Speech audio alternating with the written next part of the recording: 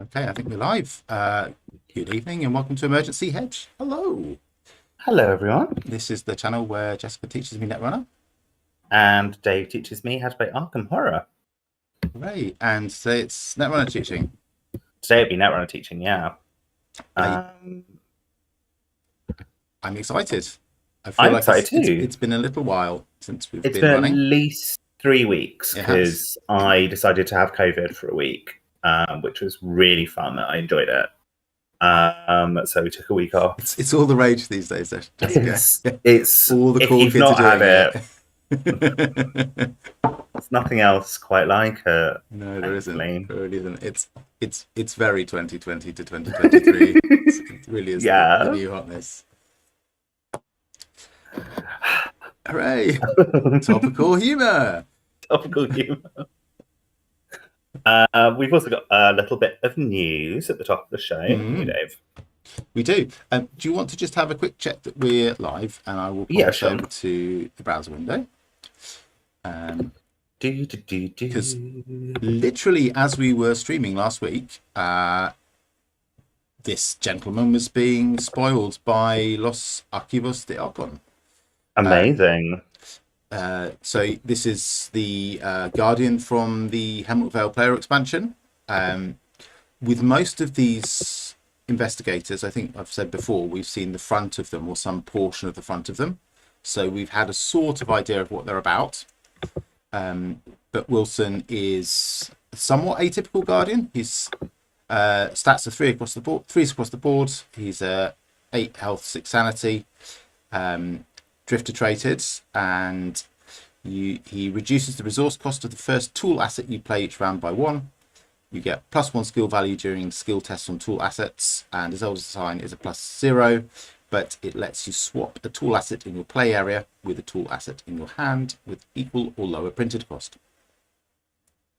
So the obvious question here is, what are some exciting tool assets that you might want to play? I'm glad you asked me that, Jessica. I've got them up, and you can see there's several that don't have images because they're from the most recent expansion. The bone saw is a signature card. Let's not talk about that. Chainsaw. Oh, let's look at his deck building first. I need to check this. So we've got tool cards level 0 to 5. Guardian only up to level 4, so 0 to 4. Neutral 0 to 5. Up to 5 are the improvised and or upgrade cards level 0 to 1. If we want to talk about what the improvised and upgrade cards are, I will have to pull them up on ArkhamDB because I'm not familiar with all of them, but let's maybe come back to that if we want to. Yeah, so I'm glad to say, a Guardian who isn't all get big gun, shoot monster with big gun, and has something a bit more interesting going on, which is great. Yeah, that seems exciting. So yeah, the tool cards. I started to look at these and then I realised I didn't know whether they had level 0 to 5 or 4 or something else, but he can take the chainsaw, which astoundingly is a level 4. The chainsaw is a very fierce weapon, as you might imagine. Chemistry set, I'm not even sure what that does. Let's have a look. Yeah, that's a forthcoming one in Hemlock Vale, and I think probably not too relevant for him. It's probably more relevant for Kate. The cryptographic cipher, which is hand asset, helps with investigating, either making it faster and slightly harder or making it a normal speed and easier. That's Daryl's Kodak, and I think dissection tools might also be a signature. Nope. This is a gather evidence by defeating enemies and pump up your stats thing. Which I don't think is very relevant to him. But there's we've got the fire extinguisher, which is a survivor card that was a bit underwhelming, I think, in its 1 XP version and became a lot more exciting in its 3 XP version. You can either fight or evade with it. The flashlight, which we all know and love. and its upgraded version. Grappling Hook is a signature. The Gravedigger's Shuffle, which you can either fight or discard for clues. Hawkeye Folding Camera, which is quite similar to what I was just saying about the dissection tools. That's as you discover clues, you pop evidence on it, and it pumps up your stats or sanity. The Ice Pack Pick, which is a little skill boost, and it's got a cute discard and scavenge synergy. So that's probably not a great one for Wilson. Lantern, investigate or discard for damage. So there's several of these survival ones that we've seen that were kind of not, I don't think they really hit the mark. Like, they're interesting designs, but they're interesting that they've got two uses, but they were a little bit disposable and a little bit action intensive. Yeah, and I feel like there's a lot of competition in the Survivor card pool of just like extremely good cards. Yeah. If you are a Survivor, you're probably not going to play anything that's like less than tier 1, because there's just so much tier 1 stuff. Yeah. So Wilson, actually, his design is very clever in that regard. We'll come back to that when we have a look at his signature. Lockpicks, which is incredible cards. One of the few cards that you can say actually literally changed the meta on its own. Before lockpicks, rogues were just a bit rubbish at investigating, and after lockpicks, they had a tool that worked for them. Pretty simple. You just add your agility to your intellect, but often in rogues that's a 4 plus to your score. It's got a downside if you don't exceed by at least 2, but with the level 1 version, you've got 3 uses that get removed if you fail to succeed by 2. Generally, a couple of these in your deck, you're not going to be failing 6 times. You're going to have lockpicks available if needs be.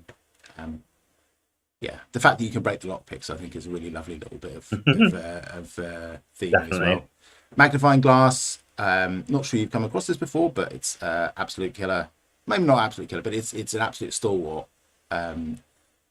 Lovely fasts, hand slot +1 investigating seeker cards. Time was in a small card pool. Every seeker ran that. Not so much now, but it's like always in contention. I think the Mariner's Compass. Let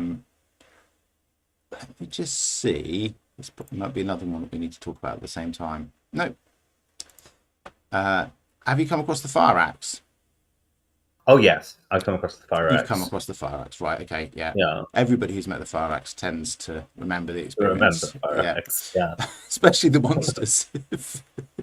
if remembering things is still an option that's available to them. The Mariner's Compass is like the Fire Axe for investigating, basically. Mechanics Wrench is a signature. Microscope.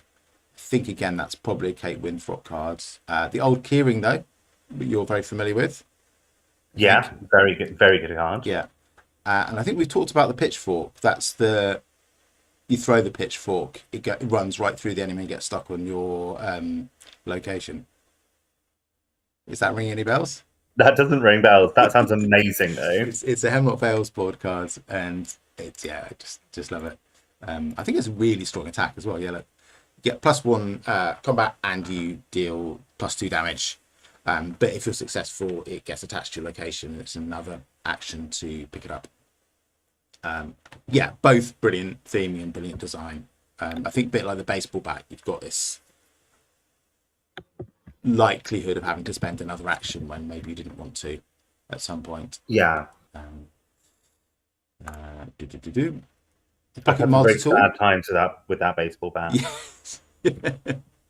This is a bit better because the baseball bat breaks when you don't want it to, and then possibly you need to play something else, or if you've got the leveled up one, it's just back in your hand. This one breaks after it's been useful. Right, it's if you've been successful, then you lose it. If you fail, then it's still there in your hand to spike somebody next time. Pocket multi-tool we've chatted a bit about. The telescope is actually occasionally game breaking. Yeah. Other times slightly odd to tech. Yeah, you can check locations before you go into them, and you can investigate connecting locations. Yeah, my friend Lou has that in his deck. Yeah. And we've yet to encounter the situation where things weren't so like incredibly pressured that we didn't feel that we felt we actually had time to install it and get use out of it. But it looks potentially very powerful. Yes, yeah. I think sometimes it's really decent. Some scenarios it's really warping, like the horror in high gear, where you're driving along Yes. the road and you need to. Sorry, spoilers for horror in high gear. Please close your ears if you've not played the scenario before. But you need to not go into the. I think they're dead ends, or there are some locations that are bad, and if you go into them, you have to reverse, and then obviously the enemies are chasing you down the road. If you can just spy ahead with the telescope and see which location you need to go into, suddenly the scenario is a lot easier. Yeah. Quick draw holster, which I have not played with, but is basically an extra hand slot and a free fight action. The riot whistle we've discussed before at length. The sledgehammer is a pretty meaty weapon where you can use extra actions to do extra damage. And this is its upgraded cousin, where you can use even more actions to do just, your literally your entire turn for +5 combat and +5 damage for when you absolutely do need to crack every knight in the house. The surgical kit, which I don't think that's a signature. No,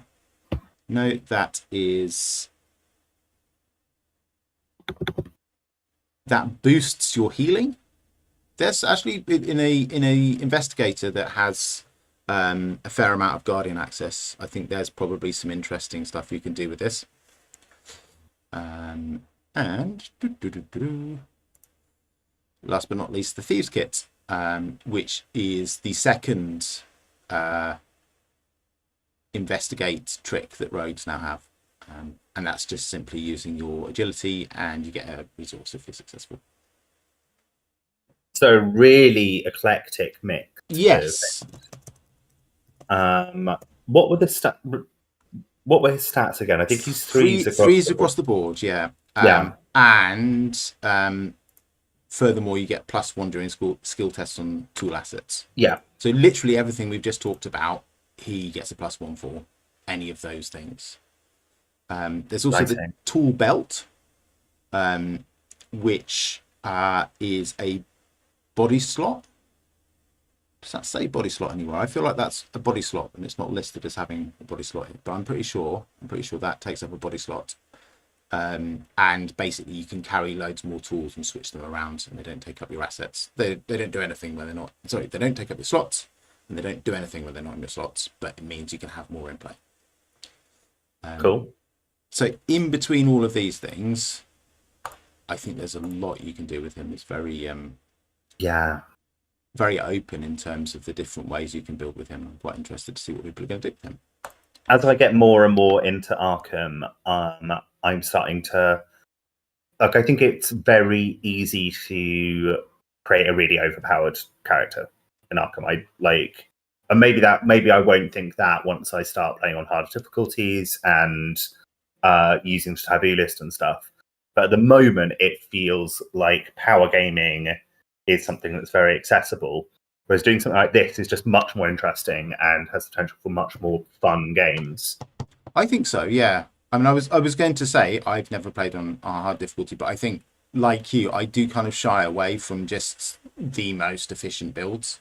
They don't appeal to me hugely. There are some cards that have a rep as being overpowered, and I'm kind of not really bothered playing with them. Like, they're sort of there. I know that at some point I'll pick them up and have a look at them, but I probably won't put them in a build that I know is very strong with them. I just kind of want to see, I do want to play with all of my cards at some point. I spent lots of money on them, and it's fun. It's fun to play with cards. But yeah, I feel I'd rather do weird stuff. any game like this, you with a large enough card pool, there will be a handful of cards that are just that little bit above the curve and tend to crowd everything out.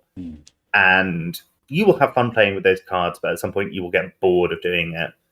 And that's the time to go, actually, no, I'm going to build around something weird, something jank, something that I know is below the power level. Like, I'm going to. This might be a backhanded compliment. Like, your deck's very interesting in Arkham at the moment, Dave. And I don't think it's been built to power game. It's been built to do a cool and interesting thing, and it does that cool and interesting thing.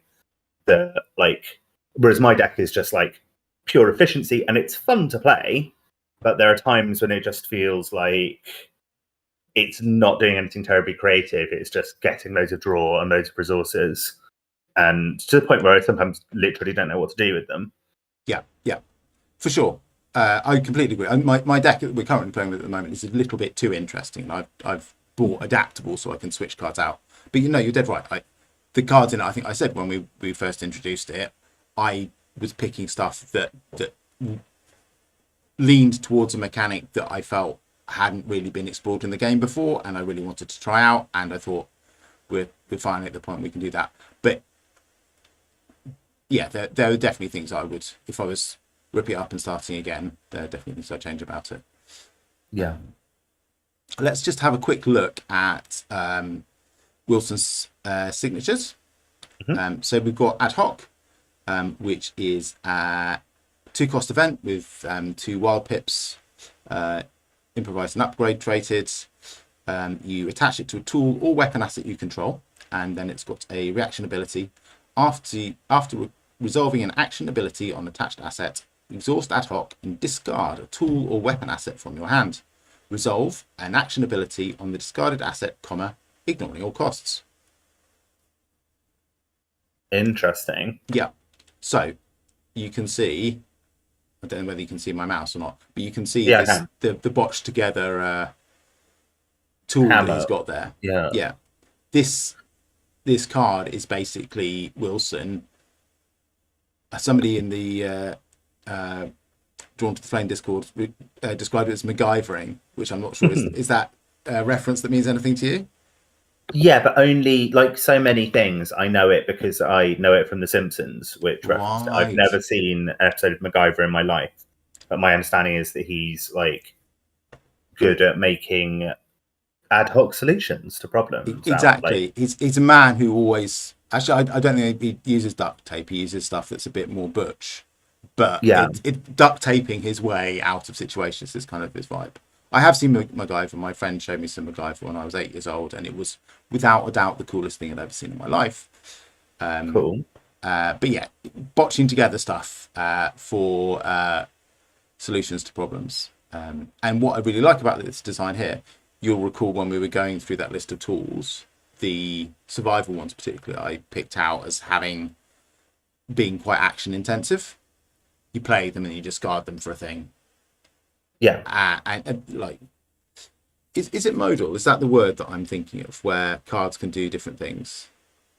Yeah, I think that's the right word. Yeah. So they're modal, but neither of the modes are very strong. They're slightly below the curve. How about if instead of having to play those cards and then discard them, or play them and use their action abilities that are slightly underwhelming, you just discard them with ad hoc. Yeah. And I like that. You don't even use an action to activate their abilities. Can I ask something that's confusing me a little bit about this card? So this card is an event that attaches to a weapon or asset you control. I feel like I've not seen that before. Have I actually seen it and just forgotten, or is that something new, or what's going on? You have seen it before. Power Word is an event that attaches to an enemy. There have been bits and pieces through the game.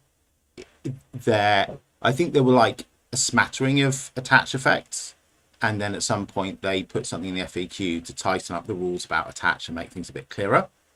More about attaching to assets in your play area actually, but I feel after that there have been a few more attach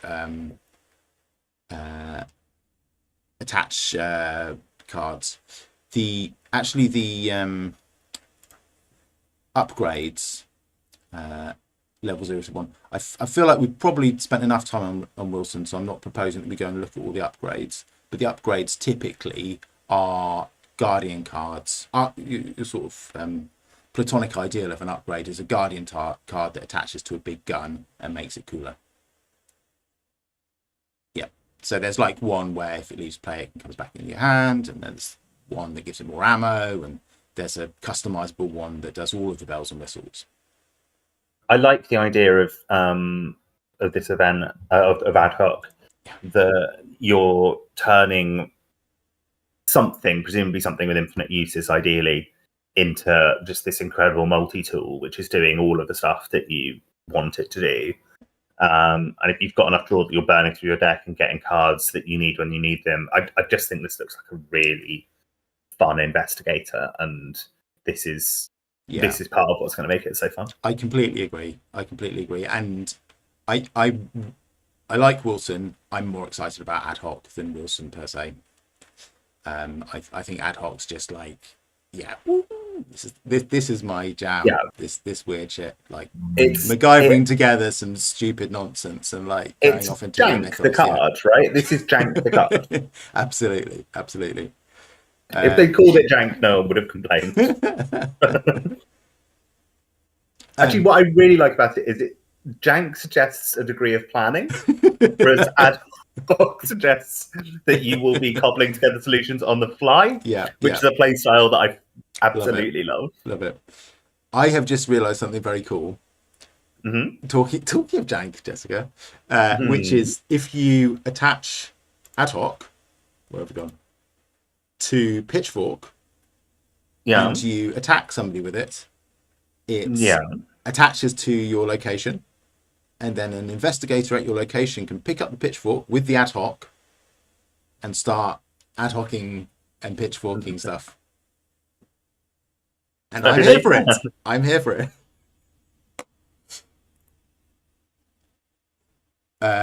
We should just spend a moment of brevity on Wilson's hasty repairs, which basically makes you really rubbish at using assets until you have paid the double action price to discard hasty repairs. This doesn't seem like a particularly... I'm going to be a bit rude. This doesn't seem like a particularly troublesome, or dare I say, a particularly creative weakness. Like, this doesn't feel like, oh my gosh, this is going to like destroy any game where it comes out. I feel like it will be annoying, but so are lots of use up to actions weaknesses. Yeah. I think it's one of those ones that's like, it comes in and it's mildly annoying, or it comes in and it's an absolute disaster. And I think, I mean, as you could say of quite a few of these double action discard, it's a pain when it's in play weaknesses, that in solo, true solo, where you're a single investigator, that is, they can be a lot worse. Like the opportunity to mitigate these is much greater when you have multiple investigators in play and your teammates can pick up the slack while you have a 0 skill value on every asset that you control. But yeah, that's Wilson. Cool. I'm excited to play as them at some point in the future. Yeah, me too. Shall we play some Netrunner? Yes. Now, we had a little conversation before we started, and we were talking about you playing... I feel like the meta at the moment is defined by NBN. If we ignore that precision design deck at the top. Slightly spoiling my narrative. And the NBN deck, I've been playing a lot of an NBN deck that Pencil took to Worlds, and it finished, I think, 14th or something like that. I played against it and got like absolute, like, it was one of those games where on like turn 3 I would just kind of almost stop trying. So this was one of your sad Arizona experiences at Worlds. This is one, like, this is, I specifically remember thinking I could mulligan this something better, but maybe this is the hand to keep. And I should have kept the hand that I had. It had a deep dive in it. I think a deep dive could have won the game. But yeah, this is not exactly what's been being played at Nats. So I think someone played an upgraded version of this. People at Nats have been... I think there are 2 upgraded versions of it, if I'm not wrong. I did a little bit of prep before we came on stream, partly because I'm not as familiar with this as you are. Yeah. But yeah, this plus plus is obviously an upgraded version. I don't think the Midnight Snap one is, which but Dark Fate I think is also, yeah, modification to Pencil's already excellent. Now R plus. Yeah. So yeah, two adaptations of this base deck were performing very well at the UK Nats. I did have a little look. We also talked about maybe looking at some of the AMT decks from last weekend, but there aren't very many that have been claimed. So yeah, that's why we're not looking at them today. Rather than me just telling you exactly what I feel makes this deck so powerful, why don't you have a little look at the deck list and see if you've got any ideas? I'm very happy to. I actually got stomped by a variant of this deck, I'm pretty sure, earlier in my one game of Netrunner earlier this week. So how about I tell you what it felt like on the other side of it? Sure. So I was playing my somewhat refined version of Lou from way back when, and I felt that at the beginning it wasn't a terrible matchup because it's a very asset heavy deck and it was putting out lots of assets on the table, and I didn't really understand what its game plan was, but I knew that trashing its assets was objectively good for me and probably bad for the Corpse game plan. And that worked out relatively well, but eventually, in between Oppo and the cost of trashing all the assets, I was just gunned up. And my general understanding is that it demands so much tempo and credits from the runner that it's very, very hard to keep up. And eventually you fall behind and it uses one of several tricks, which I'm not as familiar with, but I can see shipment from Vladisibirsk. I can see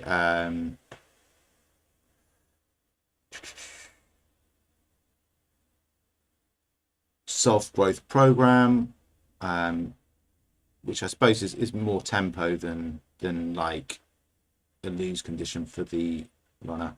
I felt like there were more things that were causing me trouble. Those are actually the only 2 in this version of the deck, the only 2 bits of tag punishment. You could argue that predictive planogram is also a bit of tag punishment because click for a Rashida is kind of huge. Yeah. Self-growth program can be game winning / losingly bad for the runner if they've just gone tag me.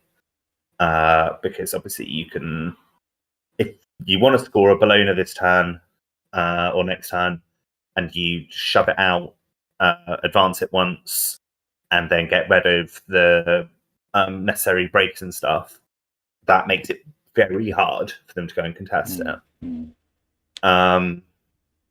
Yeah, it doesn't run very much tag punishment. Yeah. What I'm forgetting, Jessica, which really did a number on me, is that obviously Corpse have a built-in tag punishment, which is they can get rid of your resources. And that deck that I have is actually leans quite onto resources for its economy, because it's a Lou Audrey deck, and I want to keep all of the money out of viruses. So it doesn't have any fermenter. It's got a lot of resources. Liberated. It's got Liberated. It's running old Paladin Puemo. It's running Scrubber, which obviously helps with the cost of trashing assets, as mentioned above.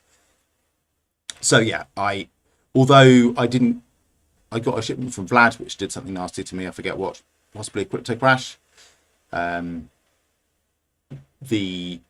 Losing my resources was the main thing that caused me trouble whenever I couldn't manage to clear an oppo in a turn. In my opinion, Mm. the combination of Artificial Crypto Crash and Amani Sanai is the thing which makes this deck particularly horrible to play against. Because any unresed card, if there are 2 unresed cards on the board, it's entirely possible if you don't contest them, the next turn your opponent could do Seamless, Advance, Res Amani Sanai, take you down to 0 credits on a lot of board states, and get rid of it. Even if you've done something clever, like, I reckon that's a Crypto Crash, I'm going to install a liberated account and offshore all of my money. Suddenly that Amani Sanai gets rid of that Crypto Crash and it's done, that liberated account. And you are effectively on 0.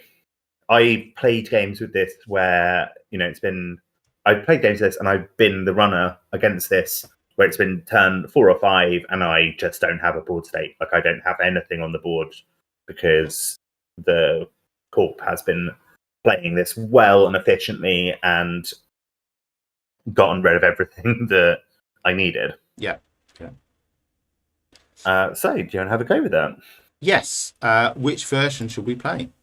Do you want to have a look at the other versions? Think... So the impression I got is those other versions play B1001. I'm not against playing B1001, but I've literally never played a deck with it in. So if you want, it depends on your excitement level. I'll play B1001. You'll get less advice from me because I just don't know how to play that card. I've seen it played, so I can infer what would be a good way to play it. They don't both actually look the plus. Oh, do they not? From our East Anglian friends, EA Sports, isn't B1001 deck. I think you should go with this one. Just looking at it, it's got at least one change in it that I was thinking the deck needed anyway. Tell me what that is. Is that Economic Warfare? Actually, no, it's Starlit Night. The other thing is, I think the thing this hasn't done is I think it could do with the market forces as well. Because I have just had runners go tag me and refuse to install any cards. And then I'm a bit like, well, all of my tricks, if you don't install stuff, I can't hurt you. Yeah. Whereas Starlit Night, if you've got 5 tags, Starlit Night is a nightmare of a card to get through. And Market Forces is just a brilliant way to say, no, you get nothing for you today. Yeah. It's all mine. It was Starlit, this version I think that I played against. It was running Starlit Night. Yeah, let's give this version a go. Cool.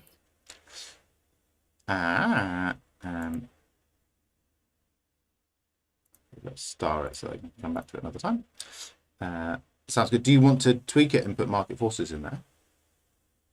No, let's play it how it is. Okay. Because my instinct is to take out your Digital Life, Market Forces, and that's bound to be wrong. Because you should never take Econ out of someone else's deck. Yeah. It almost certainly needs the Econ.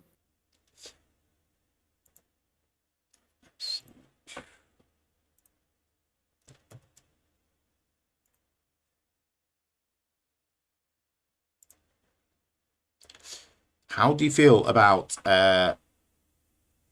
Reality Plus inexorably rising to the top of the meta once again?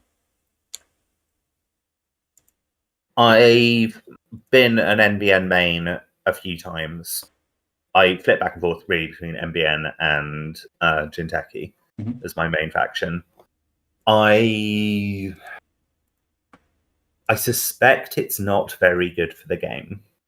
I think that it's so punishing when you lose, and it's such a negative experience when you do badly, and it can turn into a non-game on turn 3 or 4 that it's still going to take you till turn 8 to lose. And I literally today I was playing with a version of this deck on JNet Casual, which maybe is indicative of me being a bad person. but I managed to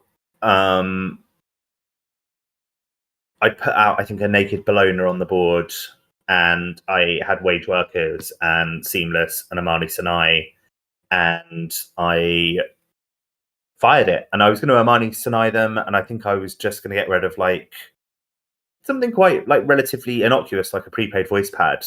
But they just rage quit the moment I did it, and I think Really? that feeling, yeah. And that's not the only experience I've had like that. I played a semi-competitive game recently where someone just said like, "This is really demoralizing. I really don't like playing against it." And like, my tendency with that is to say, try playing the deck from the other side. You'll understand some of the nuances. And there are ways of like fighting back against it, and you get really interesting matchups when people are fighting back against it properly. But I can also understand feeling like you have to know how to play against this specific deck. Who's that? Is that 419? It is 419, yeah. 419. That's, right, let me just make sure that our faces are not in the worst possible place. Let's stick them over here and see how we get on. Okay. What do you think about this hand? It's not terrible. I definitely keep it against anyone with 419. I think we just about keep it anyway. Okay. And accept that we will have to spend a credit to hide something on our first hand. Sure. Sounds good. Have you got an idea for how you want to play the first hand? No, I've no idea whatsoever, and my experience of playing against 419 is pretty minimal. It might be zero. It might just be watching other people doing it. We need to get something on HQ. I would recommend the virtual service agent. It won't protect us in the long run, but it will provide some protection in the short run. And then I would probably get the Amani Sinai and the Marilyn on the board. Yeah, okay. I would. This is a weird little I would do the ice first and pay for it, and then you're saying you don't know what this ice is, and they'll wonder about the ice more than they wonder about the cards that you put out on the board, even though they equally don't know what the cards on the board 419 are. is first time per turn. Yeah, so you want to install Marilyn, more than one thing. Marilyn, Amani Sinai. Yeah, okay.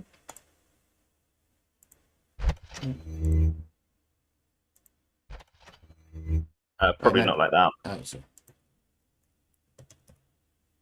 I was distracting myself with that loud noise. Let's turn that off.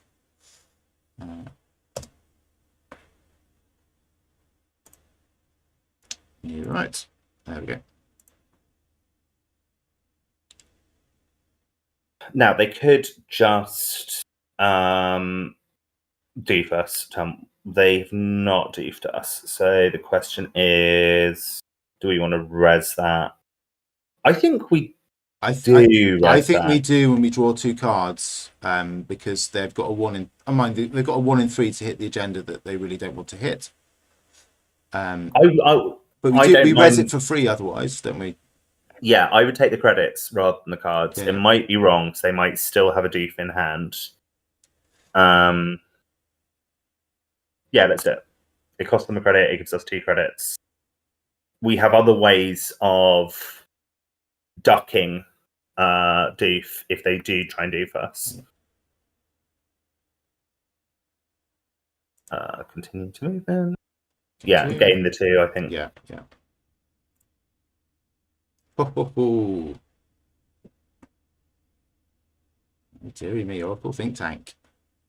Yeah. It's so fun. It's like a beautiful piece of art there, isn't it? And I just think, what a horrible stinking piece of shit that poor sod's just picked up as soon as I see it. So we want to res our Marilyn for the start turn. Yep.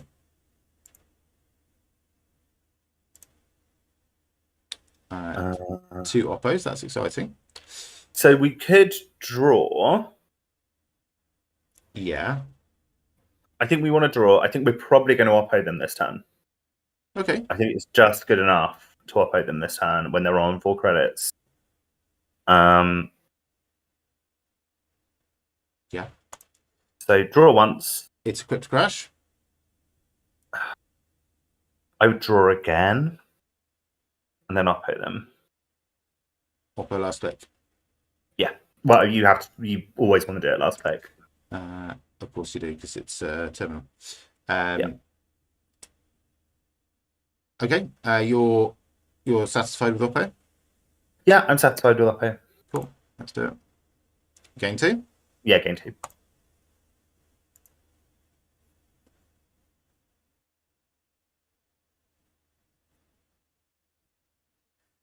So they're dirty laundering R&D.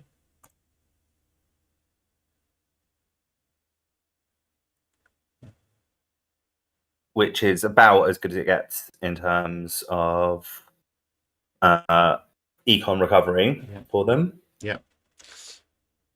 Daily cast down and clearing 2. Yeah. Turn. We have a blown. Which they've just seen. So they've seen that blown. Okay. That's a metal chest in your hand, right? Correct.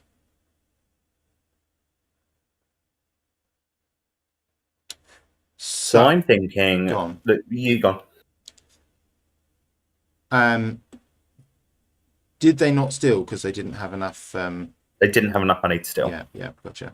And then they chose not to run back and stay tagged. They chose to get rid of the tags and install stuff, which I think is correct. I think if we... Sorry, go on. I was just going to say, is there a way that we can bait them out with Rashida, thinking it's the Bologna, and get them to run through the Messner chest flow? I was thinking we... I think anything we put in a remote server, they would assume is the Bologna, and they would assume they don't have the credits to steal it. Okay, you don't... I mean, they're going to get up to 5 at the but start they won't. So we put something in a remote server with ice in front of it. Yeah.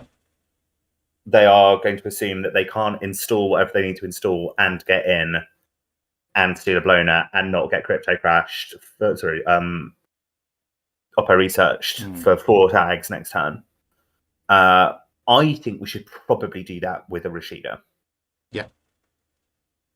And maybe we're wrong, and maybe they come and steal a Bologna out of HQ, but actually we don't mind that much because they've got Oppo research in hand. Yeah. So I think Rashida, Messner Chesfo. Yeah, paying to conceal all our information, and then I think just take a credit. Okay, yeah. Sounds good. Right. Save attacks. That's the 3. You don't want to draw, given that we've got 2 agendas in hand. I mean, drawing on the last action is a terrible thing to do, isn't it?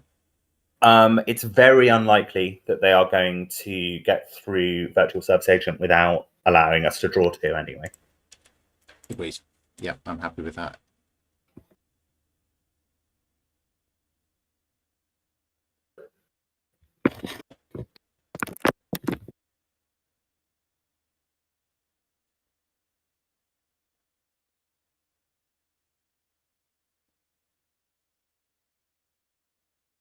Very nice. We wanted to res Rashida there, but it doesn't matter now. Just in case of Hermes bouncing something. Ah, yes, of course. The last click, but so res it now anyway. Res it now. And we probably wanted to res the Armani as well, because if it had been an agenda, we could have done all the stuff to him. Yes, thank you. I will have all the cards and all the resources. Shall we play your digital life before anything else? Yes, I think so. And then I think get a crypto crash in the remote. Yeah, I'm happy with that. Install advance. Draw. We undo that click. Draw once. YDL. Put a crypto crash in the remote. Even though we can't score the crypto crash next turn. You've got a seamless launch in hand. So we do. Okay. You want me to undo? Actually, do you know what? Put the crypto crash in the server and then advance the message expo once. Yes. Yeah, that's the play. That. Pay definitely. Yeah.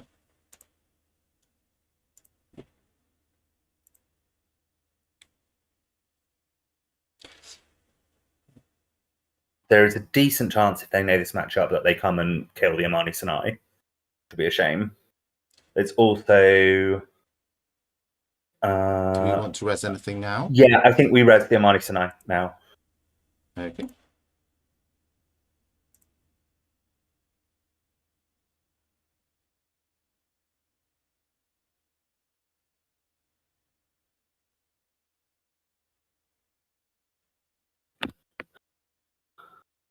Yeah. That is a shame.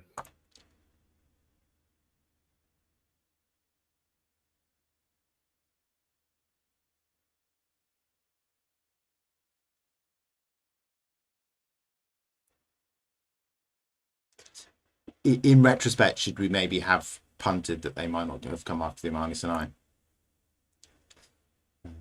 Yeah, I think in retrospect, Yeah. they were going to go for the ice. Yeah. The ice is the best thing. Marin back into Vex. So seamless. Yeah, seamless advance. Yeah. And just get rid of them. Like, it's not an amazing crypto crash, but it's good enough.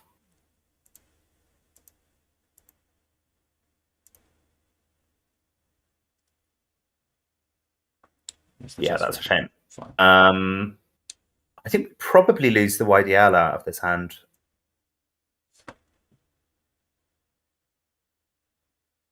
Yeah, everything else feels more essential, isn't it?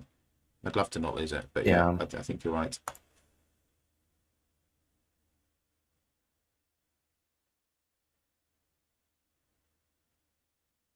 And that's taking a whole turn of tempo from them.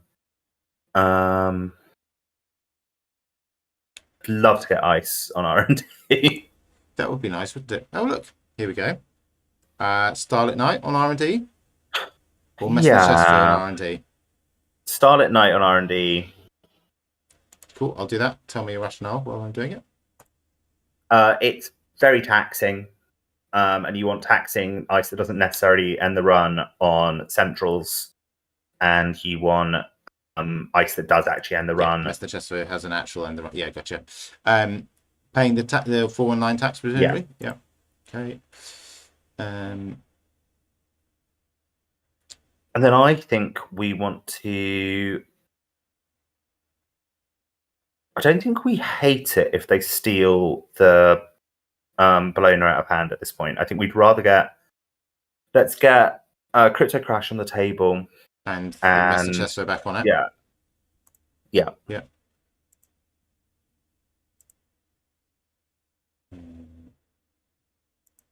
It's a shame. It's a shame we don't have the clicks. Think about it. Yeah, go on, what are you going to say? We literally lose if they hit the Bologna, get rid of the ice in front of the crypto, and then run it. But if they run HQ, we almost certainly get to draw 2 more cards. So I think it's a risk that we take.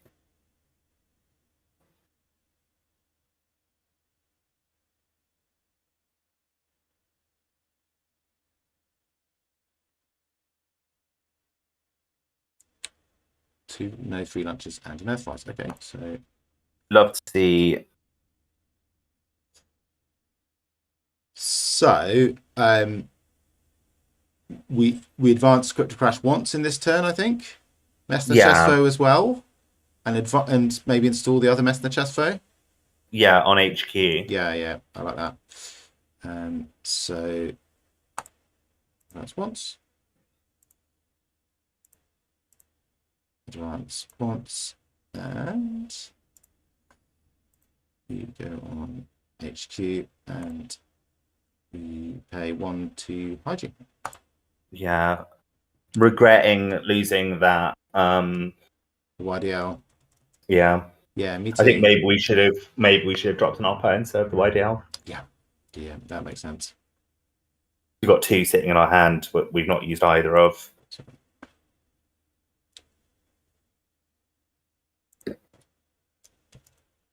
And we're going to go down to 2 credits next turn if we just completely advance out that crypto crash, which doesn't feel good. Yeah, No, that was that's starting to look a bit sticky, isn't it? Yeah.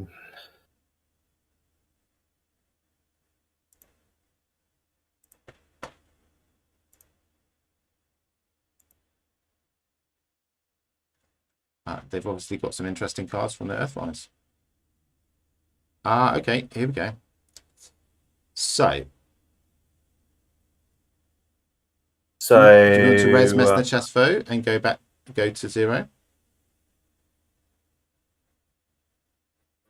They will then get to steal whatever's in the remote. Really? How did they get through the end of the run on the Messner Chest Foe? Well, it will be on 0 credits. And we can't res something if we're on 0. If we res here, we can't res on the remote. Gotcha. Yeah. I have fumbled this, I'm fairly certain.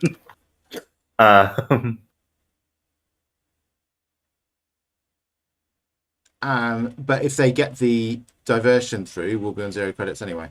Yeah. So probably res the Master Chest Foe and just accept that they're gonna. Yeah, we like having res dice. Yeah. Versus Hermes. Yeah.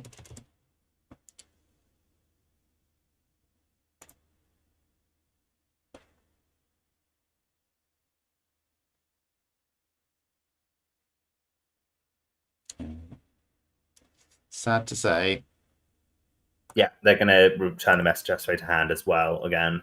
Yeah. I think.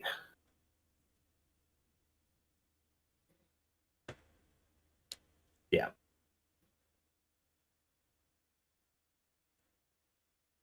Well, at least we know what we did wrong. Yes, absolutely. Absolutely.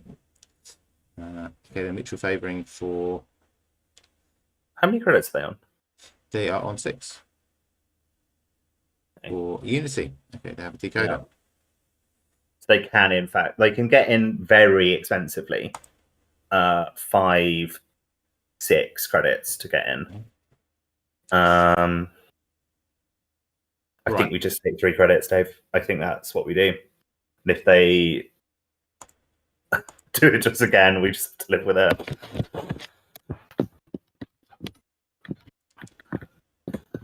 Yeah, having 2 single advanced things on the board, one of which can be stolen and can eliminate the other, that was silly when they got Hermes. Never mind. We're all learning today. Yeah.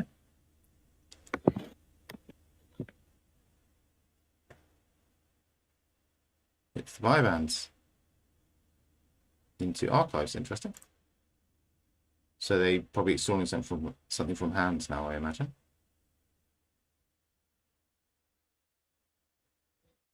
Yep, it's the dearie me, it's the Amakua. Yeah. Okay, so we need to ice up archives pronto. That's good. I'm glad we've got that. Is that another Master Chest Foe at Starlit Night in your hand? It's another Master Chest Foe.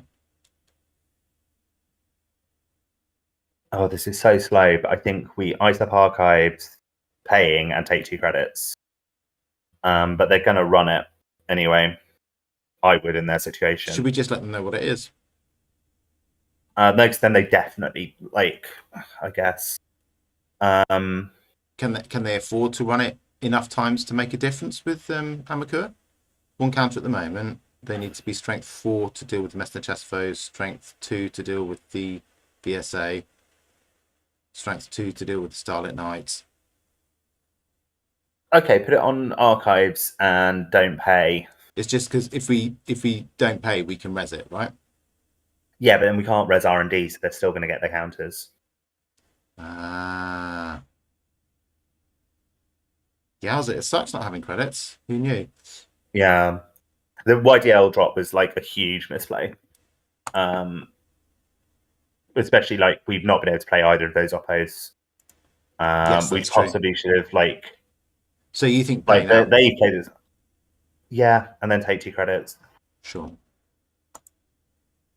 Like, we've been kind of unlucky finding no pings and all of our expensive ice. That's true. That's true. How many crits are they on? 2? Yes.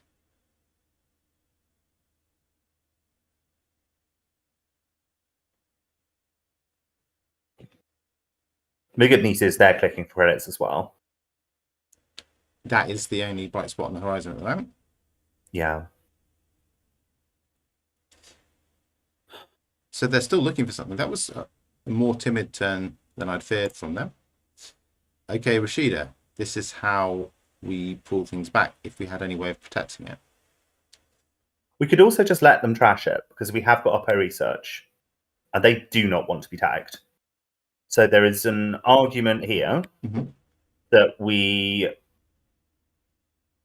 play out 3 cards, paying for one of them, and just hope that we play out the Bologna as well. Yep. Sure. Yeah, I'm happy with that. Rashida, yeah.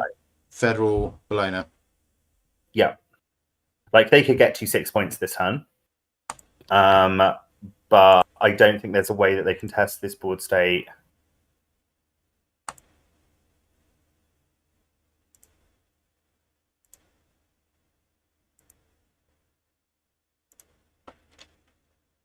This is maybe bordering on superstition, but I think I should have put the Bologna in the middle, not the end. I'm finding people increasingly are running the whatever's in the middle. Okay. So we've boomeranged Messenger Chess from HQ. We want to res Federal, and we want to res Rashida. Yeah. And we want to fire Rashida first.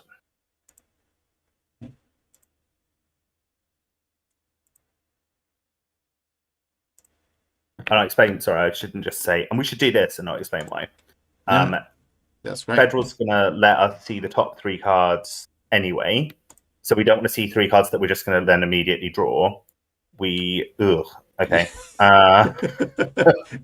We need to keep them out of R&D, it seems. So we can order to the this. Top?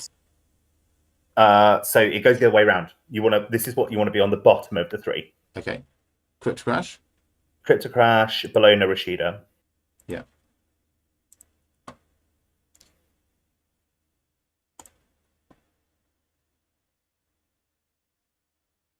Okay.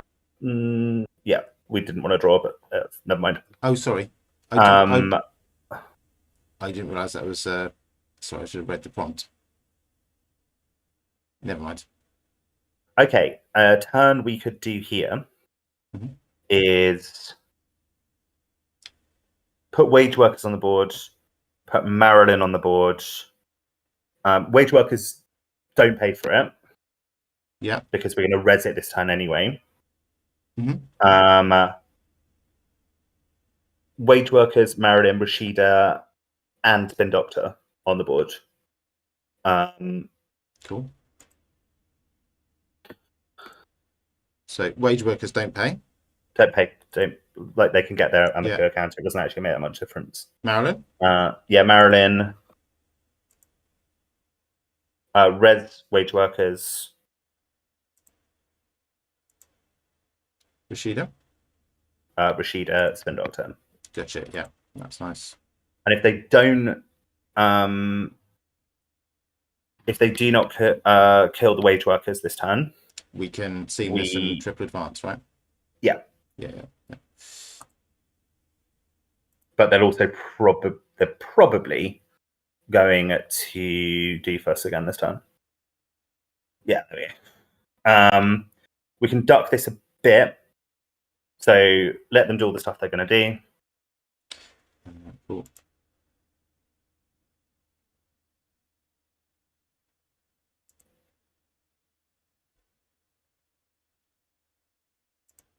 And then we res the Marilyn, because then they're only stealing 2 of our credits. And I can just do that now, can't I? They're committed to going all the way through. Marilyn. We have nothing else that costs anything to res, so we don't res up. Yeah.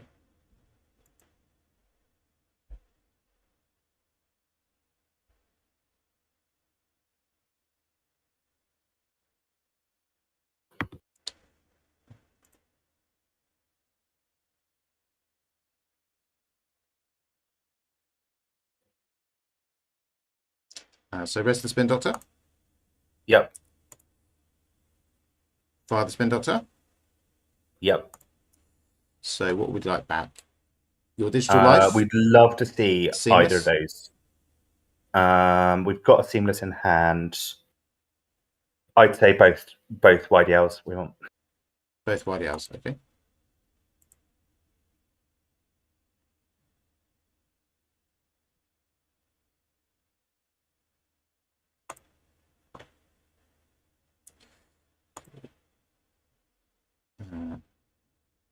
Now, we can crypto crash them this time. Great. The ordering doesn't matter here. Yes,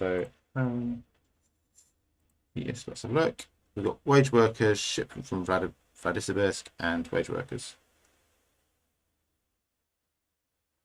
The ordering almost doesn't matter. I think so. I'm happy with it like that, to be honest with you. Yeah, and then don't draw a card because we're going to be discarding this turn anyway. That's done. So no. So take 3 credits and then oppo them. So we're not crypto crashing. Sorry, I meant to say we can't crypto crash them this turn anyway. I meant to say oppo. I keep getting those 2 cards the wrong way around. Yeah. So credit. Oppo research. Yeah, and then we take 2 credits in the oppo research and we pay 5 credits to give them 2 extra tags.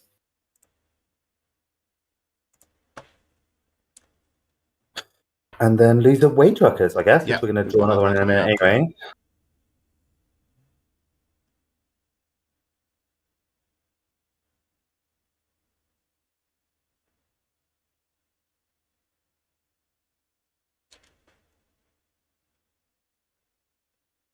I mean, we just let them have. We can't do anything about that. No, we can't. I didn't need to think about that. I was, slightly overwhelmed by the decision space there for a moment.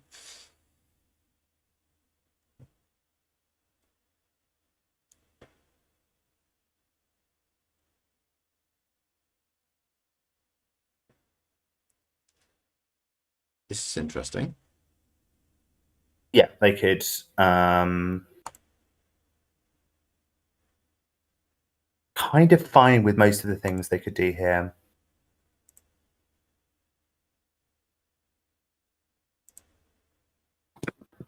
They're going to get in with exactly 5, aren't they? No, 4. Okay, so there's 1 bad hit. That's it. They got it. Yeah, well done. Yeah. Very nicely done. Yeah, that's exactly what they need to do. Yeah, as is that. Yes, shuffle it in. Now, the good news is that we can square Abelona this turn. Because we're going to draw shipment from Vladisibirsk. So we are. Aren't we? Fuck. We shouldn't have. We shuffled in the Marilyn. And it shuffled it. Fuck. Okay. Fuck. Right, that's misplay number 2. And I suspect that's got us the game. Spin Doctor to the top? No. Yeah, and then we do triple advance, triple credits, install Spin Doctor. Or we might just do 4 credits.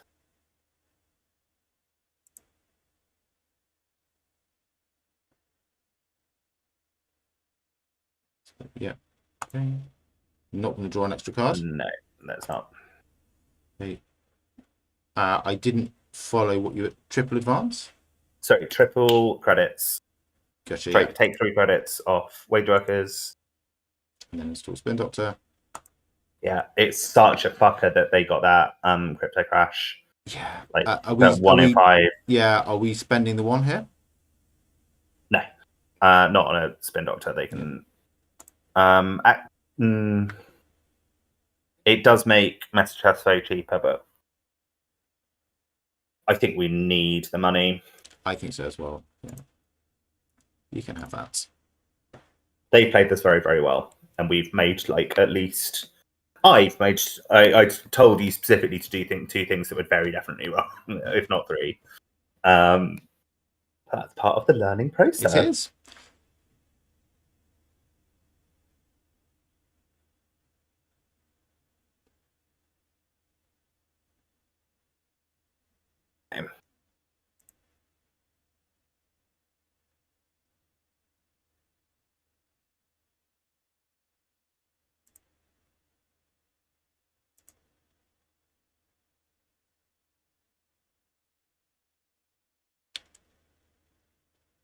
It has been a bit unfortunate that we have drawn, and like not just drawn, but seen exactly one piece of like tempo neutral ice, which is one of the like big things that MBN does has tempo neutral ice.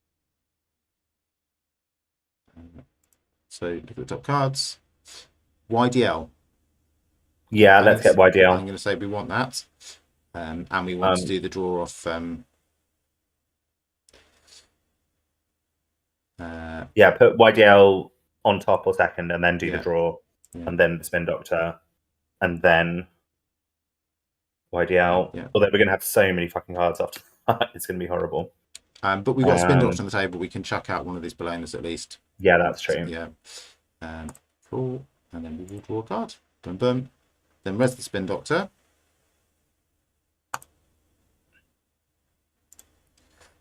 Oh, this is good. So we YDL.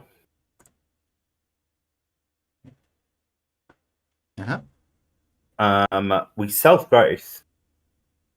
Oh, yes, we do. Both of their icebreakers. Yes. Yes, we do that. Not that I'm sorry not to be sending the Hermes back to hand, because it's just divine retribution, but I agree this is the better play. And for our third trick, Jessica?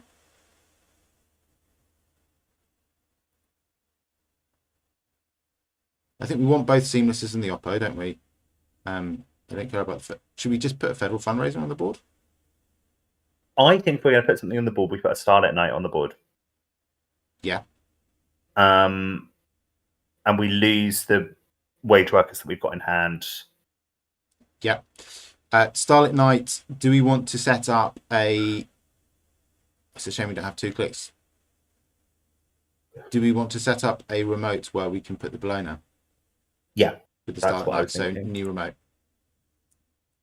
Yeah. New remote, and pay 1.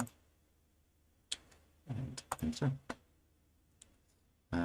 Wage workers goes. I still think they've probably got this, I'm afraid. Like they just need one lucky access.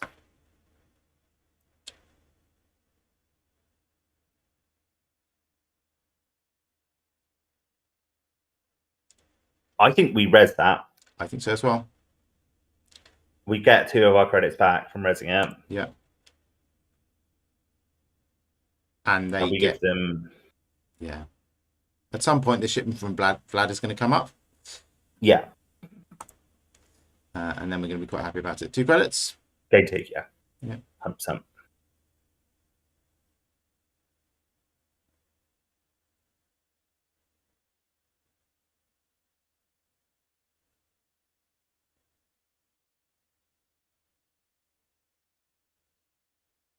So, oh yeah.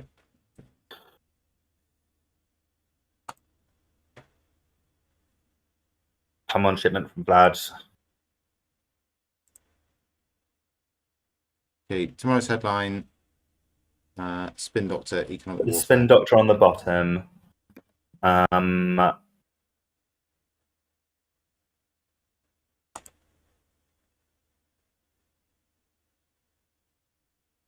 I guess we draw the tomorrow's. No, let's try and score a balloon this turn. Yeah. Next turn even. Let's put the Economic Warfare on the top. And not draw. And not draw. So Bloner in server 13. Take 3 credits first. Gotcha. and then put the balloon in server 13 and pay for it. At the moment, so I mean, we lose to inside job here.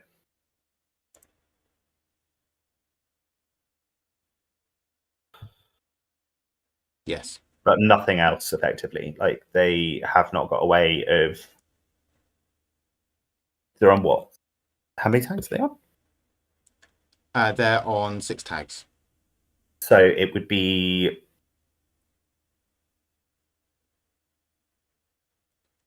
So we rest this. We do.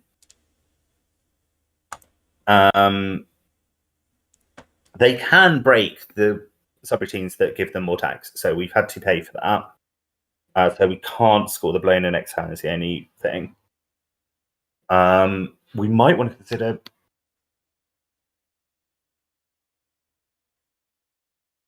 Oh, they're saying fire roll. That's perfect for us. We fire roll and take 2 credits. Yep. Why didn't they break it? Because they didn't want to lose. Which I don't know. Like that. Is dead anyway. This is a good play for them. Yeah, this is a good play for them. Yeah. Oh, but they're not trashing it. Wow. Oh, they're just getting counters. Okay. So we've got this Bologna then, I think. Yeah, we do. We have a very slightly credit positive. Okay, so I put the tomorrow's headline on the bottom. Yeah. And the ping on the top. Yeah, I agree.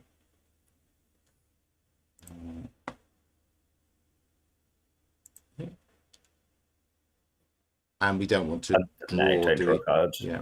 No, we're going to throw out that Oppo research. We're going to use the seamless though, aren't we? Yeah.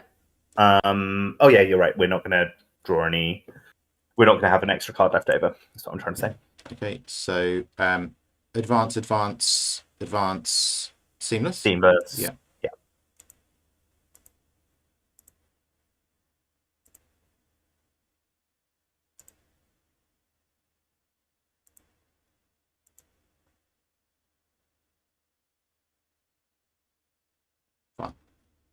Fine. We should have remembered they can do that. We should. But toss the Oppo research. Yeah, toss the Oppo. Let them run archives 20 times if they want to. It's not the deciding factor at the moment. They've only used 2 deuce, right? Which means they've probably got the third either in hand or coming up. Yeah. There's a leech. Okay.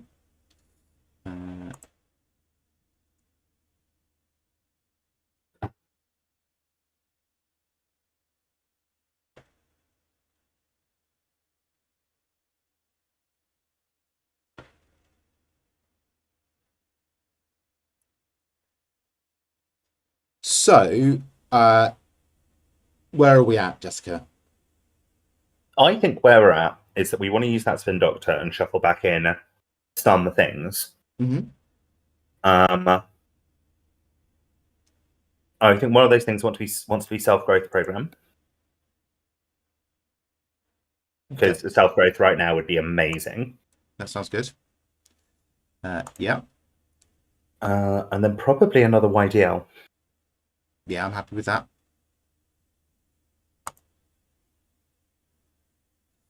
Okay, so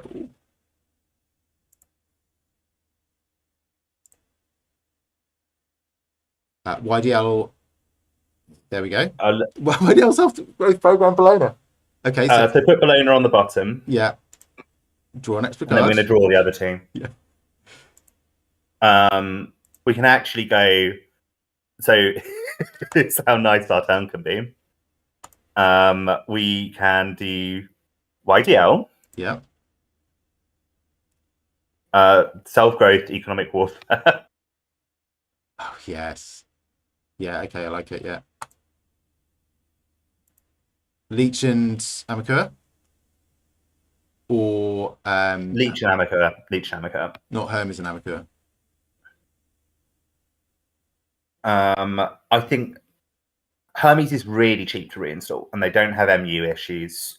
Okay. We score out one more agenda. Leech has a token on it. Fine. Yeah. Yeah. Okay. And economic warfare. Yes. And then we have one click left. Pretty. Oh, Oh,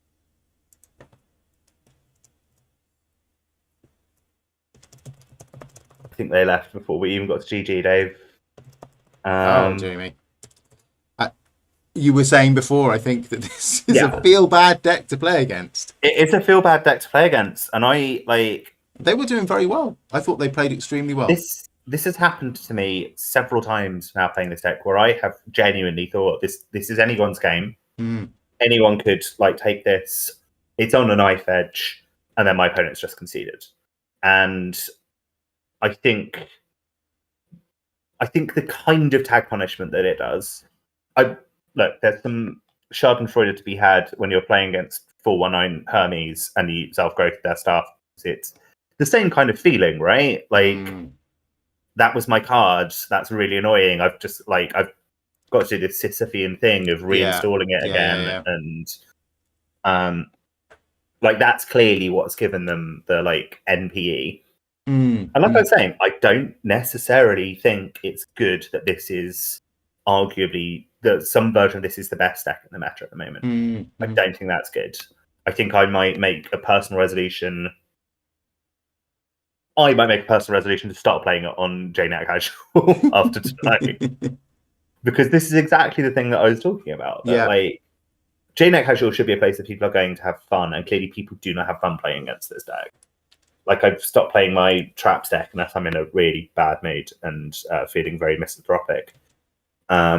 Because I also think that's a feels bad experience on JNet Casual. Yeah. But mind you, that was turn 17. So I don't really blame them. That was a real grind. It was a long old game, 39 minutes. Yeah, absolute grind of a game. Yeah. I'm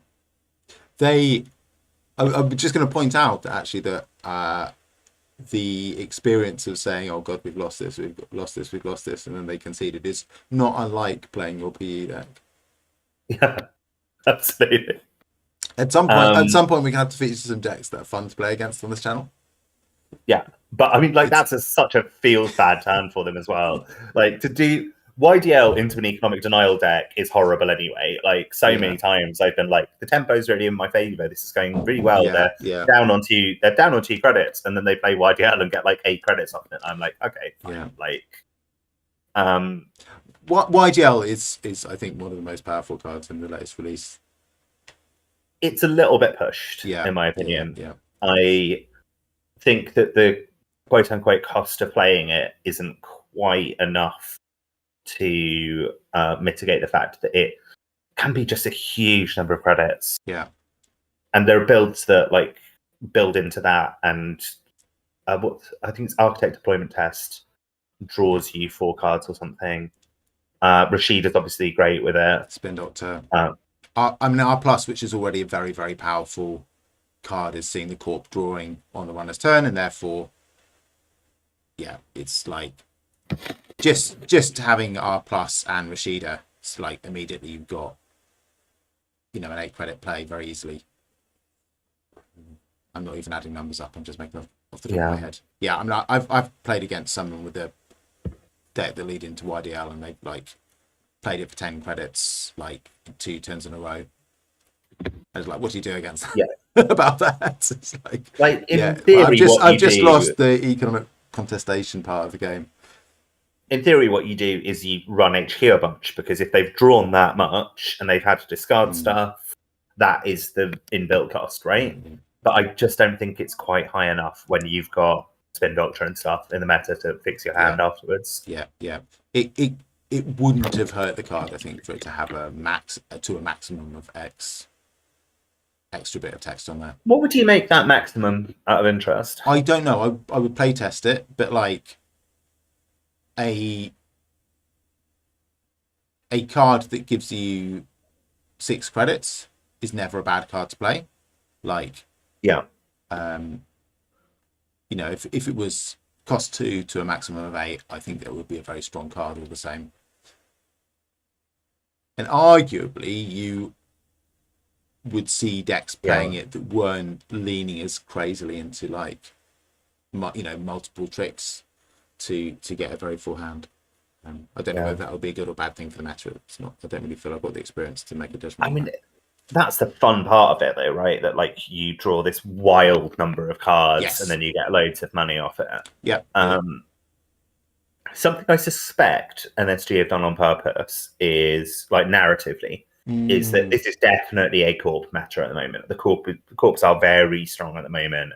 Tags are very strong at the moment. I think when we get the second half of the liberation cycle, I would really expect, for example, to see suddenly a card come out that is as good as misdirection, getting rid of tags, and for it suddenly to run a meta for a bit. And I think that would be fun narratively. Like this, the Automata initiative's about to get passed. Everything's looking really dark. No, we've saved the day. Yeah. I hope that's what happens in the netrunner universe. Actually, it'll be really sad if all the bioroids and clones get enslaved. I think they're going to. Anzake had in the Null Signal Station podcast. They had an interview with Anzake. Am I saying his name right? Am I gendering Anzake correctly? Let me check Anzake's pronouns really quickly. Thank you very much. I think you're saying that person's name correctly. Okay, so I've swerved the trap. You're not using any pronouns. Their pronouns are they, them. Apologies, Anzake. They were talking very ominously about the tone of the release and saying that there'd been some criticism for the vibes of the Automata initiative. The alternative tomato initiative. Exactly. And basically their message was, just you wait until the next set. People who are not familiar with my narrative work are saying this, and people who are familiar with my narrative work are biting their fingernails and thinking it's going to be grim dark. I'm paraphrasing, but that was the vibe I got. So I suspect that some clones and bioroids will be enslaved by the end of this narrative cycle. I don't want that. I want Arasana and her girlfriend to save the world with graffiti. That's the future I want. Me too. I decidedly. I think on the mechanical point though, you're correct. And I don't have the card pool knowledge to be able to draw the name Misdirection off the top of my head, but that is the card I was particularly thinking of and have been thinking. I wouldn't be at all surprised to see a near print of that pop up in the second half because it's all very taggy. I feel that was probably a bit pushed, but I'd be very happy to see something that was a bit below. I think we're probably going to see an Anarch. I mean, the speculation runs is that they're considered to have one less tag or something like that. But I would imagine that there will be some tool that is splashable across all classes that is more efficient tag removal than we currently have. Yeah, I think something more efficient has to be printed. Because at the moment, like, what's the most efficient tag removal is probably Solidarity Badge, and yet no one's playing it because it has an inbuilt get tagged clause on it because you have to charge stuff in order to make it work. So you end up with something like networking, and networking is shit. Like compared to Misdirection. Do you play it? You use a click for every tag you remove, right? But it's repeatable. Yeah, and you spend, I think, 1 less credit, so it saves you 4 credits. And in my opinion, the big tax for tags is clicks and not credits.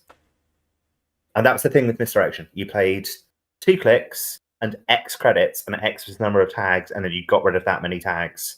And so it absolutely neutered any deck that was relying on HHN. To be honest, it was a bit too good because if you were playing a deck that ran HHN and that was its win condition, Misdirection just said, no, it's not. Like, you don't have win condition anymore. And that kind of felt bad. I don't hate how OPI research is. I think having to remove some tags is fine. I think Oppo Research plus Crypto Crash plus Amani Sinai is too much. And if Yeah. I was gonna ban a card from those, I'd ban Amani Sinai. Yeah, I think Marnie Science is a pretty horrible card. I mean, my feeling about Opera Research is I do like it, but I wish it was RFG. Yeah, I think that's fair. Like it's such a powerful ability. I think having it just 3 times in a game is plenty. Yeah. Should we play another? Well, Let's play another. how much gumption have we got? I would quite like to play another, and then maybe have a chat about countering the deck. Yeah, sure. Have a little look, see if I can find an example of the decks that I've been playing recently where I was like, that's actually a really cool counter to this deck. Yeah, I feel we talk a lot about cards and banning cards, and we don't talk as much about how to counter like decks that are a bit oppressive. And that obviously, thinking over the recent competitive season, that's such a skill that I don't really have any kind of handle on, but can appreciate from afar what a good skill it is to like predicting a meta and choosing a deck that plays to the meta. Yeah. I'm trying to find an example of. There've been a couple of lab players recently who I've just been really impressed with their strategy. I'm trying to find an example of one of those decks.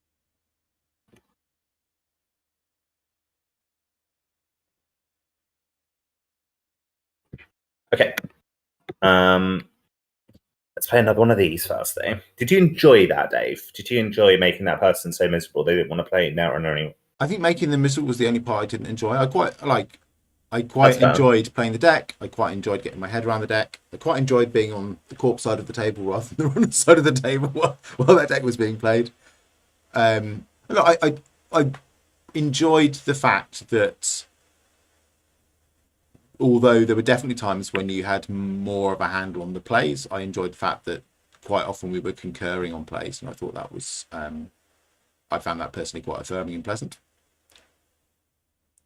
Because there's like sometimes when we play together and I'm piloting and you're advising, there are times when I'm not totally keeping up with the plays, and for the sake of good content and the sanity of our opponent, I go along with them, but I'm not, maybe in retrospect I can work them out, but it's nice to kind of feel abreast of what we're doing and that I've got a handle on it.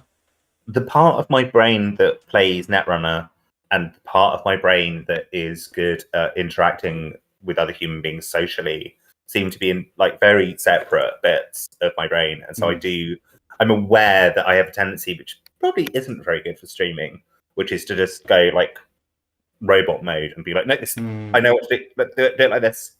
I got that way towards the end on the second day of Wilds.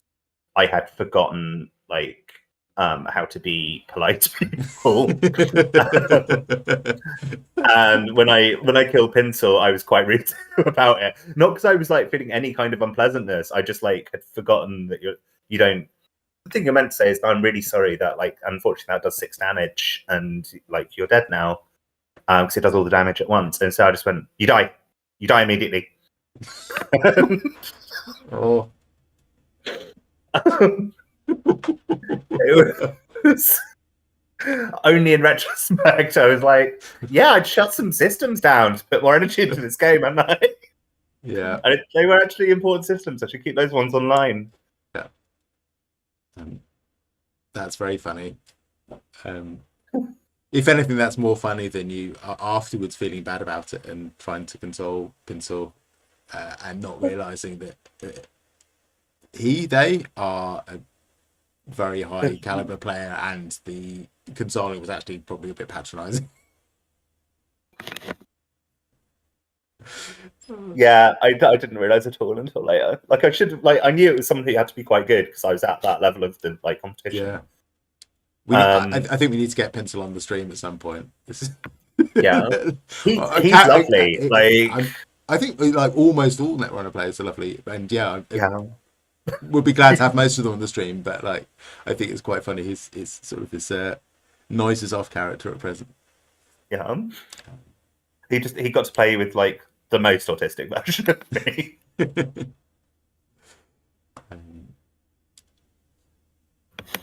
I was going to say, I mean, obviously there's not a great way to behave in a competition, but in terms of our stream, like I think it's there's a reason, right, that we get together and play Netrunner and we Yeah, knock off several games in a night, and we get together and we play Arkham and we knock off half a game in a night. And partly it's about the length of the games and that like yeah, Arkham is a longer game, but partly it's because in Arkham we're not playing against somebody else and we sit down and discuss our plays in a way that I just think would be impractical playing Netrunner. So yeah, I'm okay with you saying XYZ and I ask about the things that I'm interested in or I feel that we've got time to chat about or that I've got headspace to like consider. yeah, totally. I think I think the word's out about the deck we're playing, Jessica. Nobody's I wanting think to it join might be, this. yeah. When we see other like games filling up ahead of ours, that's when we'll know. Yeah. Hey, here we go. Here we go. Another victim. I mean, lovely opponent. Hey, Lonam Nignir playing Freedom, Cool. who uses virus counters to trash cards. Yeah. How do you like I this hand? don't like it very much. Like we have got an opener, but we'd also almost certainly get something trashed out of HQ. Like that federal fundraising would be 0 to trash. I think we mulligan for something a little bit better. Ideally, like I'd love to see a ping. There we go. Hey, there we There's go. a That's ping. nice. Yep. That's a ping. Okay, so we've got a ping, shipment from Vlad's, YDL, Amani Sinai, and wage workers. Yeah. So, where would you like the things to go? I'll do our mandatory draw. We've got a Spin Doctor. So we could install and res the Spin Doctor before we YDL. Yeah, I think that's a good play. We start a little bit slowly, get centrals, at least HQ iced up. Yeah. So, remote. Res, boom, boom. YDL. YDL. Okay, and Scarlet Knight, I think, on like HQ or R&D. What do you think? They'll run whatever we don't ice up. Is the thing? I think R&D. Sure. I think they're going to trash some stuff. I think they'll be able to trash something this turn cheaply with their virus counters, but we just have to live with that. Pardon me. So like, the good thing for them is we have cheap to res, expensive to trash assets, and no, we don't anymore because they can trash them for. Oh, that's such a good opener for them. That's also a very good opener for them. Let them trash it. I mean, they can't trash it. They haven't. Oh, they can trash it with their 0 things. No, they don't have a virus program to put a counter on with. But they can spend 0 counters. I mean, I think we probably let them trash it anyway, rather than removing it from game. But gotcha. They can spend 0 as a number, and they can spend 0 counters. Okay, yep, that makes sense. Okay.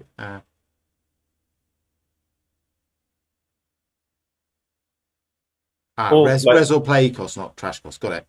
Okay. Yeah. Trash it. I don't think I've ever played or played against Freedom, so I'm learning. I feel that they could have played that the other way around, and it might have been. Yeah, they definitely could have. Yeah.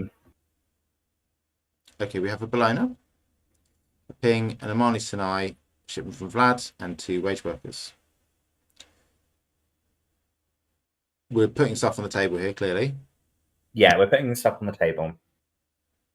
And I think we're putting wage workers, definitely. Yeah. Even though it will get trashed.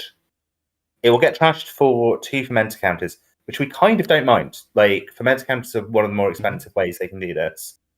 I wonder whether we should put both wage workers on the board. I think we should.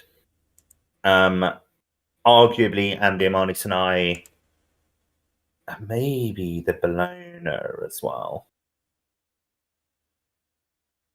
So we res one of the wage workers at this point, and we install Amani. Yeah, Amani and Bologna, and if they steal, put an Amani out and put a ping on it. Actually, I think is the way to go. Yeah, I like that. I think Amani is how we win this, and we need to keep it protected for a while. Yeah, cool.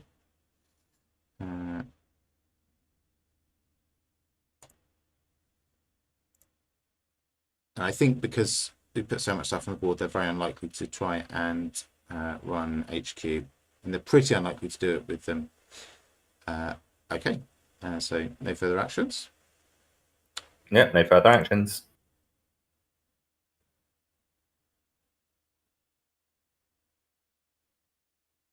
Like, getting that Hannah down early is really nice for them. Okay, they can trash it. We'll just res another one next turn. Sure, yeah.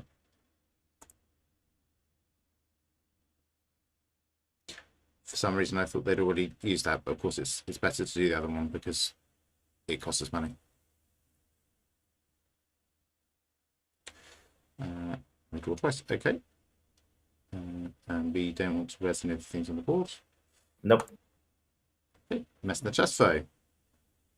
That probably wants to go on HQ, right? Or we set up a remote server and put Bologna in there.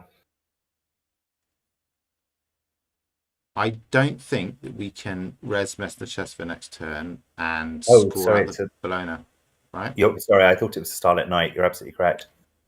I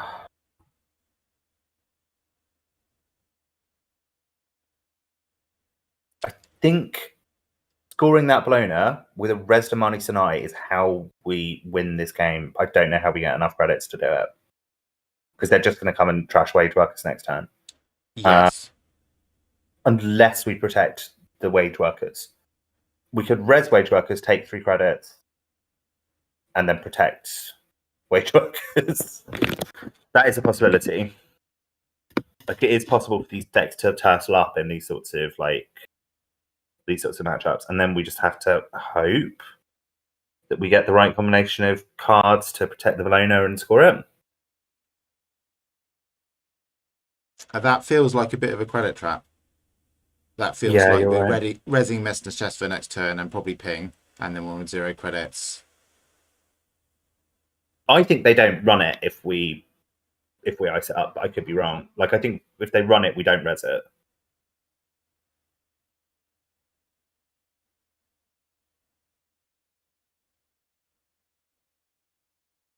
I'll leave it up to you. Yeah. Okay, so res wage workers, click 3 times and mess the chest foe.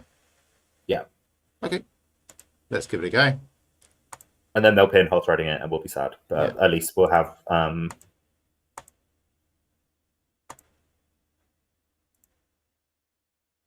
they'll also come and trash all of our cool things out of HQ. But it's not much we can do about that.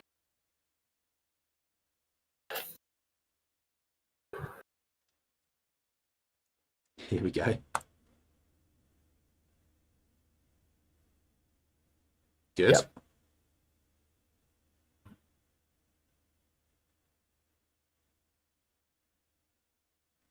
No, there's absolutely nothing to see here.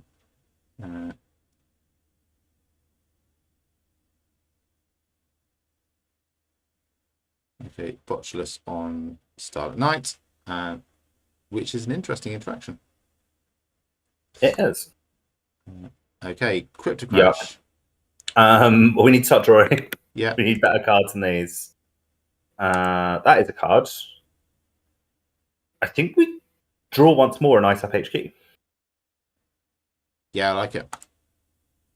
Oh, yeah, well, at least we've got ice for HQ. Okay.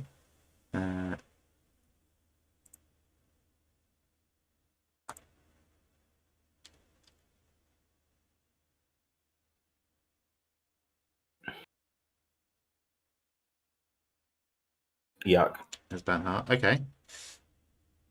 There's Botulus. Okay. Oh man. Oh, that's Floodity, horrible. floodity, flood, flood, flood. Okay, so the good news is we can take 3 credits and play YDL. They will steal an agenda next turn, at which point we Amani Sinai them, and we get rid of Nobkri and something. Okay. Sure. And yeah, okay.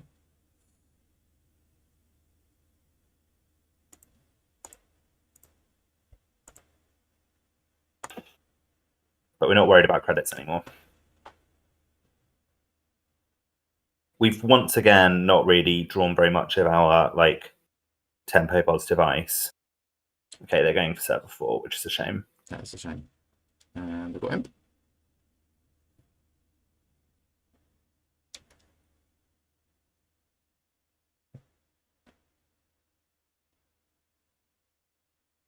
Do we rest the Starlit Night?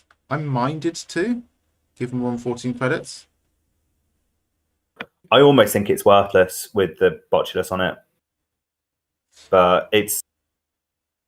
I think with 4 agendas in hand, our odds are really low of winning this game, whatever we do. Yeah. I feel that the only way this Starlit Night is going to be useful at all is if they keep using Botulus counters to break the subroutines, and if we wait until I suppose we could just trash it at some point and lose the Botulus. Yeah, but I think that's what we do rather than spending 5 credits on something that doesn't work. Yeah, fine. Yeah, I agree with you.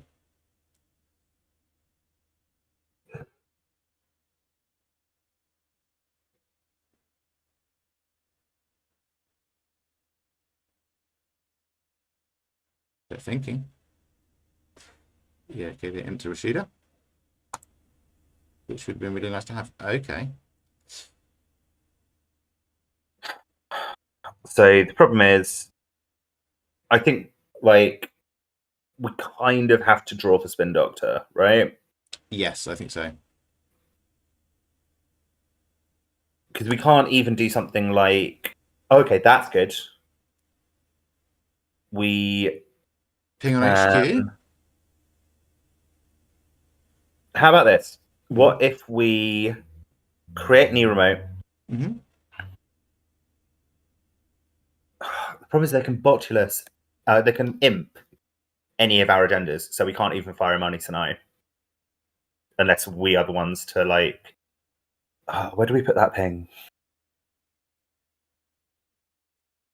Wherever we put it, it's going to get Banhard. Yeah. This is horrible. I think we keep drawing and hope that we find a Spin Doctor. We do not find a Spin Doctor. So we're going to need to get rid of 3 of these cards. Shipment from Vlad is obviously going, I think. And we can put 1 on the table. Let's put the ping in front of HQ. Yeah. And then we lose a Marilyn campaign because it's the least good card, and we probably lose shipment from... I reckon they do go ping me tag me at some point. Yeah. I think let's put a Crypto Crash in Archives. We could actually get something good out of Crypto Crash in Archives. Believe it or not. Okay. Because we can res Amani Sinai, fire it, and get their Nobkri back into hand if they steal an agenda. Yeah, that's good. It's not the agenda we want to do that with. We want to do it with Oracle or tomorrow's headline. But we have very limited options. Mm-hmm. Okay, there's Audrey. Hello. Yeah, it gets worse and worse. If you want to res it, but Like, So it costs us 5 for resin, and then what do we get out of it? It taxes the botchless counters. it means that but like in 2 or 3 turns, they might not have enough botchless counters to run Starlit Night for 1 turn, and that just seems awful for 5 credits.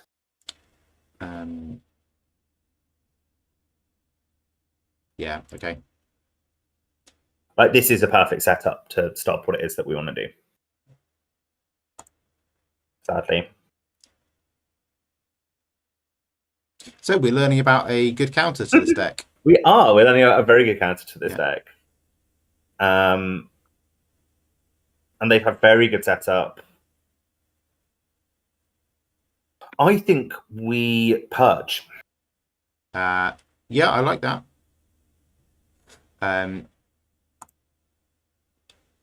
Yeah, just purging. Yeah, just purging. How have we drawn another agenda is the question here. I don't really understand how we've managed to draw another one, but there we go. And now we lose the Marilyn, I think. Yeah, let's lose the Marilyn. So the unfortunate thing is, because we've not got archives, and they've got a bank art, so this doesn't actually work very well. Okay, they gave us a turn's grace.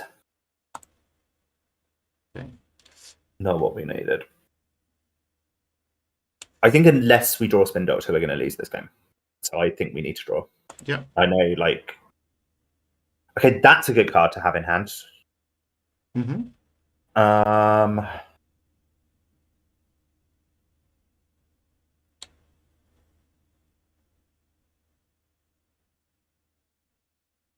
All right, hear me out. Shove a... I was going to say shove a Bologna on the table and advance it once. Maybe they get stupid and steal it, but more likely they trash it with their imp, and then we... Can't we just do a Rashida on the board?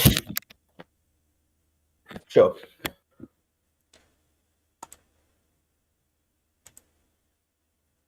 Do we want to put the other wage workers down? Yeah, I mean, it just gives them another target for next time, is the problem.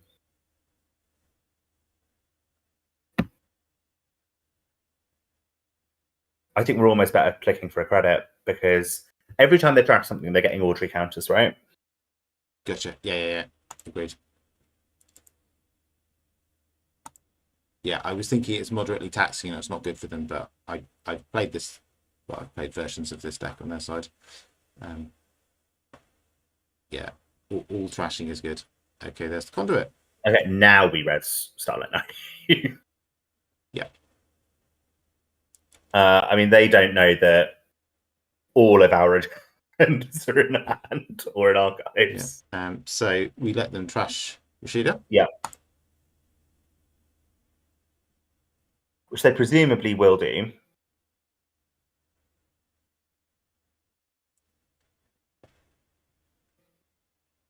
Yeah. Okay, there's Starlit Night. Yeah.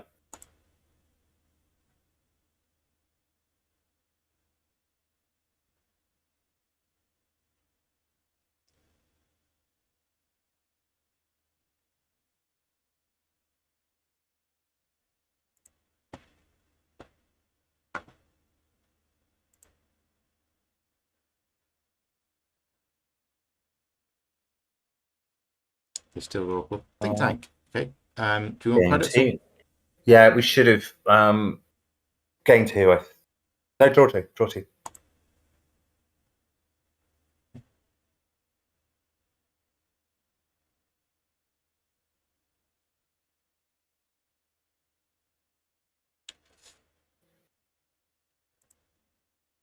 Okay, federal fundraising. Loads of agendas. Not a spin doctor to be seen.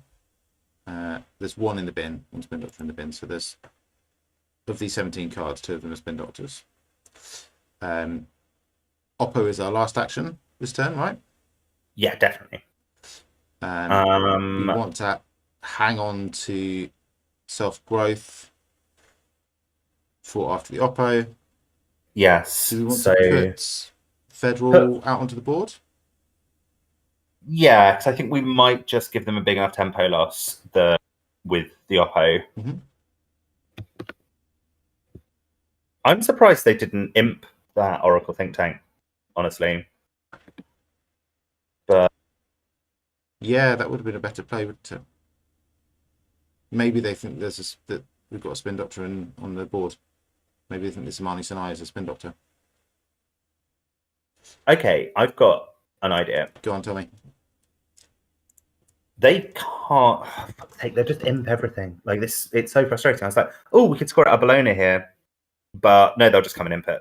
Like if we can't protect it, they will come and imp it, and we can't protect anything because they don't need money to get into servers, and they can just imp literally anything that we put out. Yeah.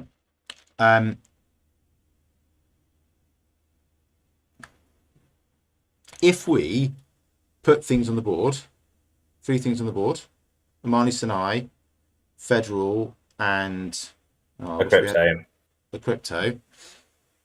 we might get away with it. We might get away with it. We might get away with it. Like they might trash something with imp first and then run the crypto, and then we res our Armani Sanai and we can get rid of their Nobkri. And I think that's a big enough tempo hit. I think that's our only way out of him. And well, they've also got the tags, 2 tags to deal with, and they're all on 0 credits at the moment. So we're posing a problem, several problems for them at the same time. Sure. Okay, so put out Federal, Yeah, and crypto, and then tag them. And no, we've got wage workers first. We can put out 3 things and then yes, Oppo. yes. So put out the other Armani. Yeah. Because if they run that first, they will trash it with imp. I'm guaranteed they will do so. And then they'll think there isn't another one out there. Yeah. And Crypt crash, and then we Oppo them. Game 2? Yep. Right. We have finally created a fork. How many 9 turns into the game? If they run exactly the thing we didn't want them to run first. The Federal? Yeah, no, that's fine. I thought they'd run the crypto crash first, but they haven't. No further actions.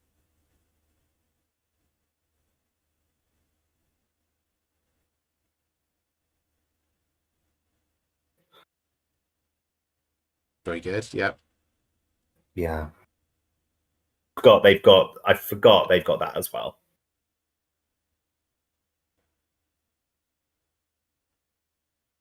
Oh, okay. They put a paladin down when they're tagged. So they have. Seems unwise. Let's see what we draw, I guess. Oh, buddy.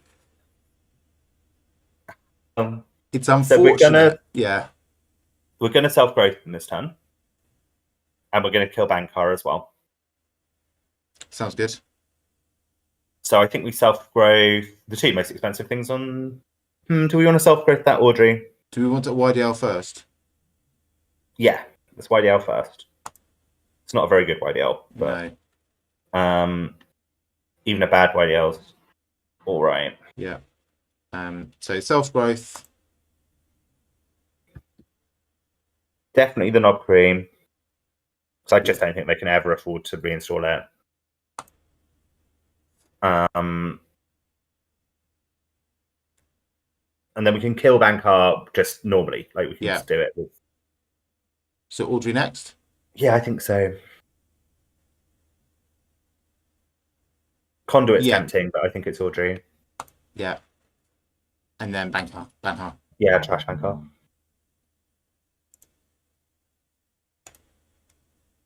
And if they don't clear the tags next turn, we'll go after Paladin and Hannah.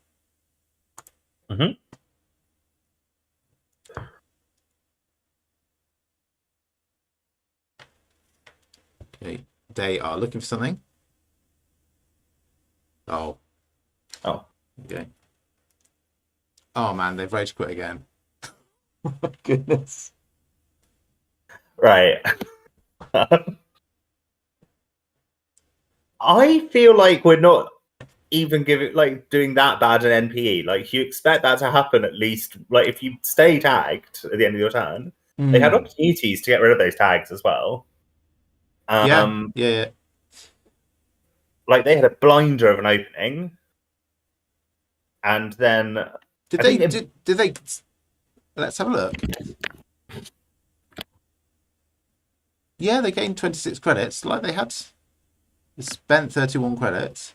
I was just wondering whether they just had a real issue with economy. I was just wondering what they were drawing for. So we had the economy engine of these sorts of decks often relies on Audrey, which is one of the reasons to get it off the board. Because you trash Strike Fund from hand to get clickless credits. Yeah. And so their like plan for getting up from 0 probably involved Audrey. That's two games in a row where people have pretty much immediately self-growth rage quit. Yes. Yeah, it's very sucky. Yeah. Maybe that's the like problematic card. Like Amani Sanai is horrible as well. But I don't think we even fired her on either of these two games. No, neither of these games. Okay, that's enough making people's lives miserable. Let's look at. Is it though? I think it is. I think it is. Like it's not just people saying, "Hey, I think I don't think I can win from this position." I actually think that was pretty winnable from that position. Like I think so. Yeah. I'm quite pleased with how I comported myself playing against this deck earlier in the week, because I did play the whole thing out and I did get stomped, but I did recover. Yeah. I did try and fight back from these kind of setbacks. And I think that both the times that he'd have rage quit, they could have won those games. Like, I think so. Okay, it's hard to steal a Bologna when you're on 0 credits, but they've still got lots of tricks to like slow this game down. They've still got lots of stuff they can do. Yeah. And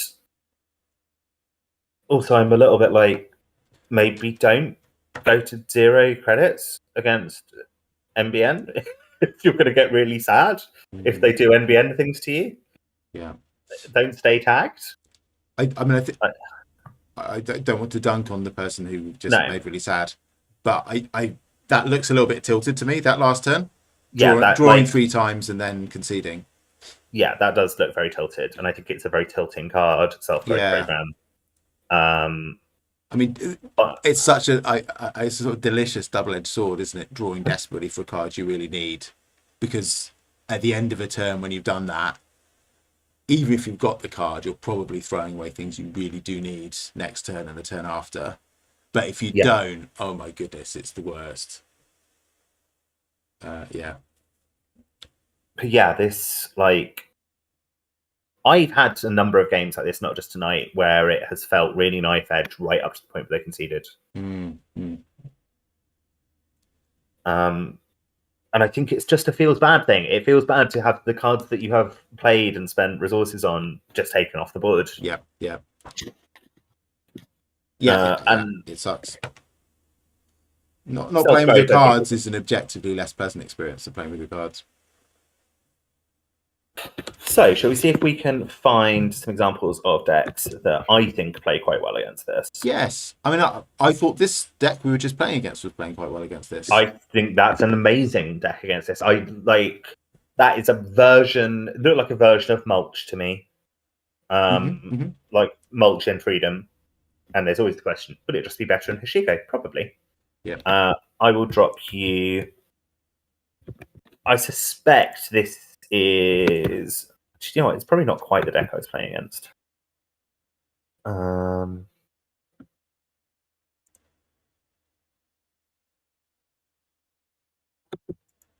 But it's close enough. I'll send you a link to the deck. A deck that I found. Cool. Oh, I just saw your message from a very long time ago saying chat was disabled on the stream. I fixed it. Thank you. Apologies if anyone was trying to chat. I've been checking the chat and nobody has been chatting. It was for all of 1 minute. It's because we set it up as a stream for kids, and it's not a stream for kids. Oh, I pressed the wrong button finally. This might actually be a bit closer to what we want. I think I'm the URL you sent me is okay. Yep, this is the deck we've been playing, and this is this one. Okay. Oh, sorry, I didn't mean to do that. So we've got Bikalat. Yeah. And so what people have been doing playing this deck against me is never installing anything, basically. Playing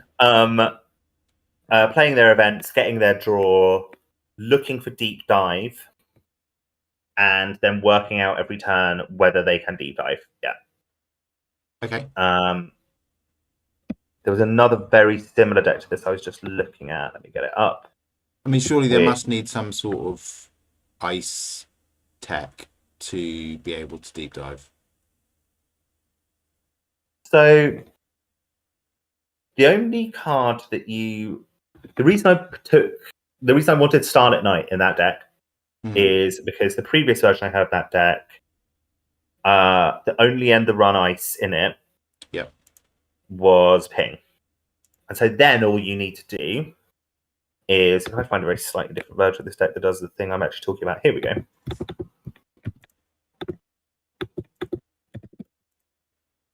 This version runs compile. Yeah. And what you can do is, if you can get a simul chip out on the board. Hey, it's Cobra Bubbles' deck. Yeah. Which possibly has my favourite sign off of any deck posted in on Netrunner DB this year. Yeah, I strongly agree with all of those sentiments. Yeah. I'm going to very quickly run to the bathroom, Dave. Okay, and cool. I'll be back in 2 minutes when you can meditate on the work or otherwise of that deck. Cool. So we've got 2 lat decks, both from UK Nats, finishing 7th and 4th and 16 respectively. And Jessica thought that the addition of compile was a good thing. And I guess I'm just going to read out what's in the deck because I don't know this neck of the woods well enough to just glance at it and try and get my head around it. So 1 Bio Bands, 3 Creative Commission, 2 Deep Dive, 3 Diesel, Dirty Laundry, Overclock, Short Gamble. All of those seem quite solid and not definitive. Hermes is the console, 2 copies thereof. Simulship. Okay, and a lot of programs. We'll come back to those later. 3 daily casts, 1 DJ Fenris, 1 Nuka, 1 environmental testing, 2 Hannah, 3 Stoneship Chart Room, 1 Telework,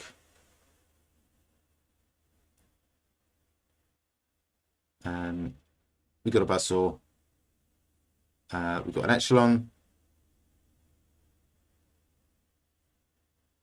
we've got Propeller, okay, 2 copies of Propeller. Then all the programs, we got Clot, Conduit, Turbine, Peritia, which is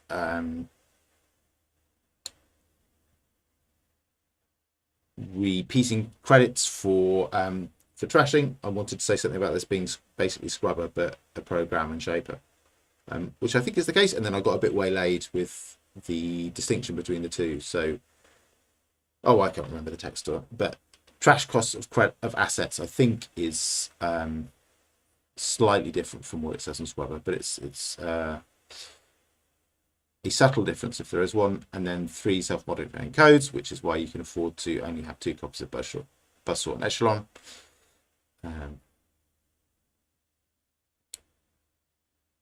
So that looks to me like you're not doing anything too funky with the symbol chips.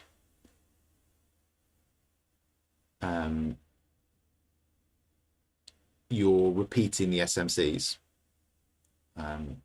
with your symbol chips. and probably not anything else. Or maybe those propellers. Propellers got limited counters, so you're probably using the symbol chips to repeat the propellers.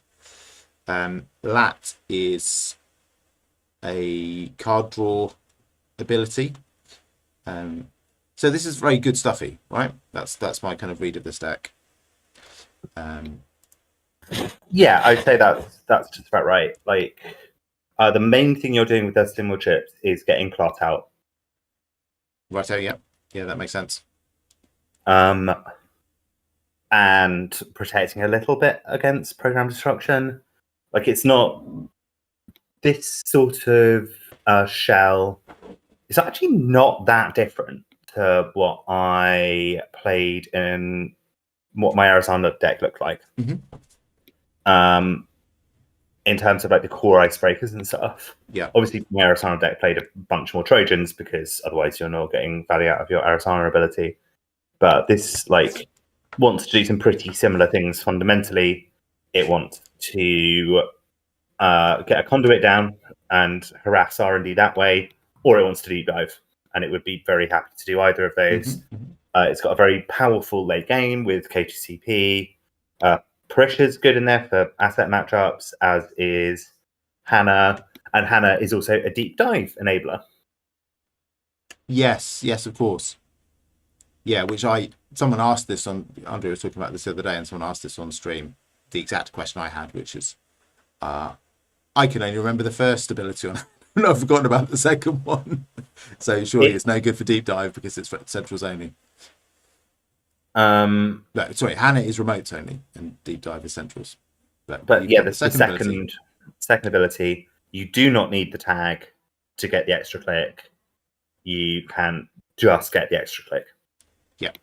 Hannah is maybe the most pushed card in the Automata Initiative. I think we all slept on her for a little bit. But this is wild. For 2 credits, it's so much value. Yeah. You get it back almost immediately. Like, you get the turn you install it, you get the click back almost certainly, unless you're doing something a bit weird. Yes. So by the next turn, you can have made a profit off it, depending on how much you value credits versus clicks and how much you value cards and all that sort of stuff. Yeah. And she's the tag downside is immune to nasty tricks with Spin Doctor as well.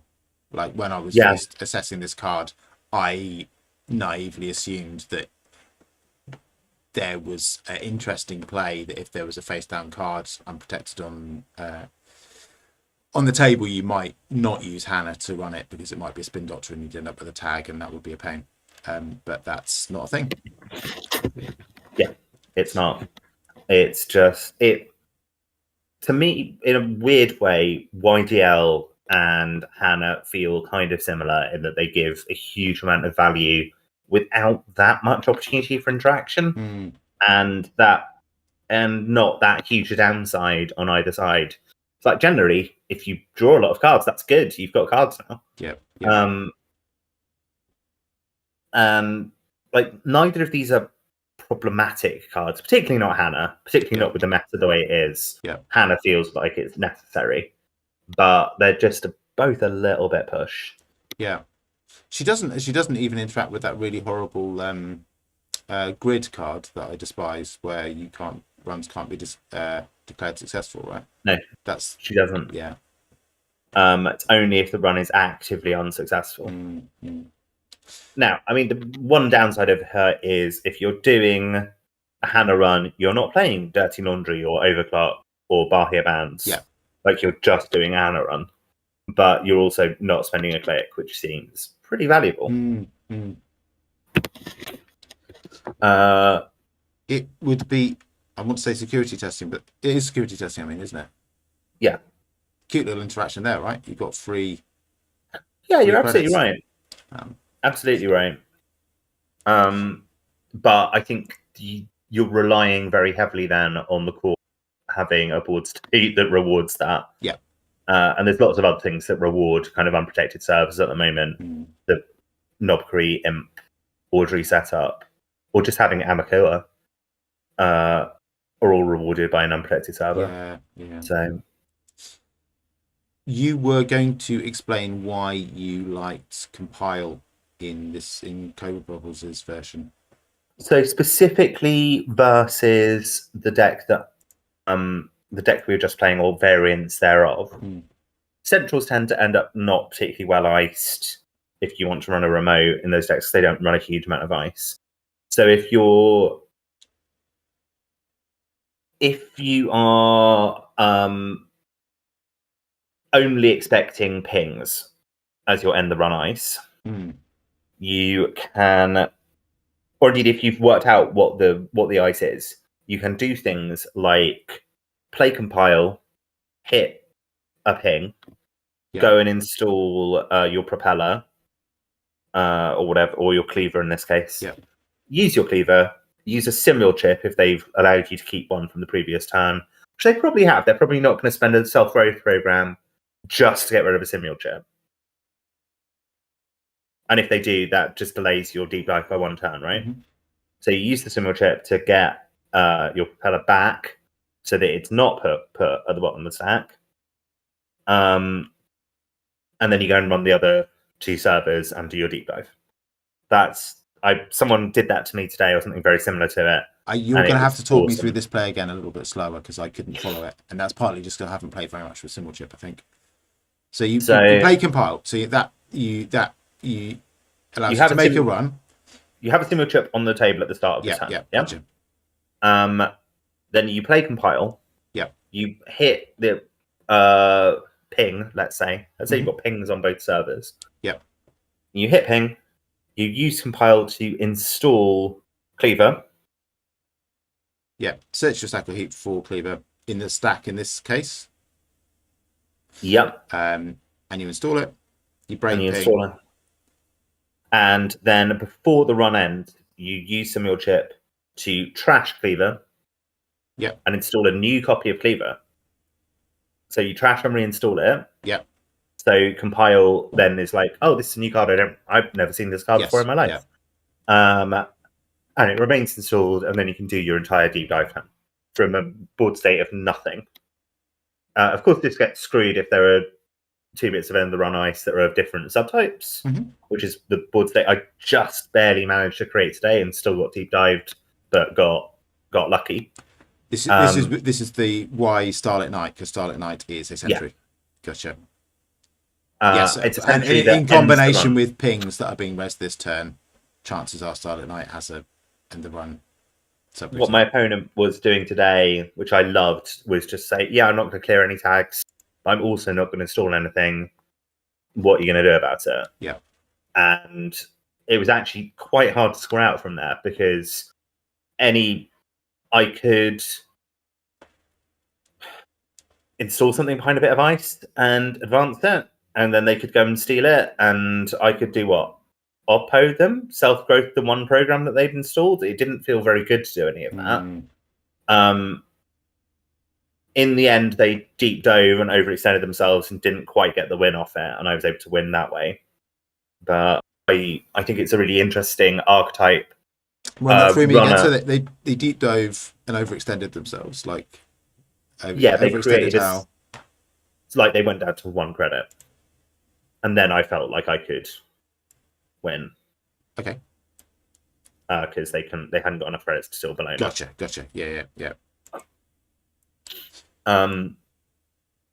A runner who doesn't feel like they ever need to install stuff because they're going to win off deep dive in the end, and they can just poke centrals and get a couple of accesses that way, go through the porous ice, maybe survive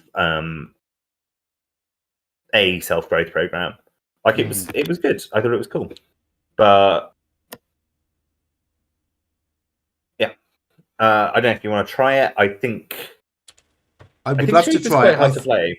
I would love to try it. I think probably starting at 11 o'clock at night is not the that's such a good shout, Dave. I strongly support your decision. I would love to. Part of it's like, let's do it, but I know that my brain will melt about 10 minutes in, and it will not be fun for anyone watching. Well, let's do runner let's Yeah. do runner next week then. That sounds good. Are there any other runners you'd like to shout out as a good I mean, we saw at least one of them Freedom? tonight. Yeah, that Freedom one. And any kind of like Knobkery imp setup is good because you, okay, you'll take some tags at some point, but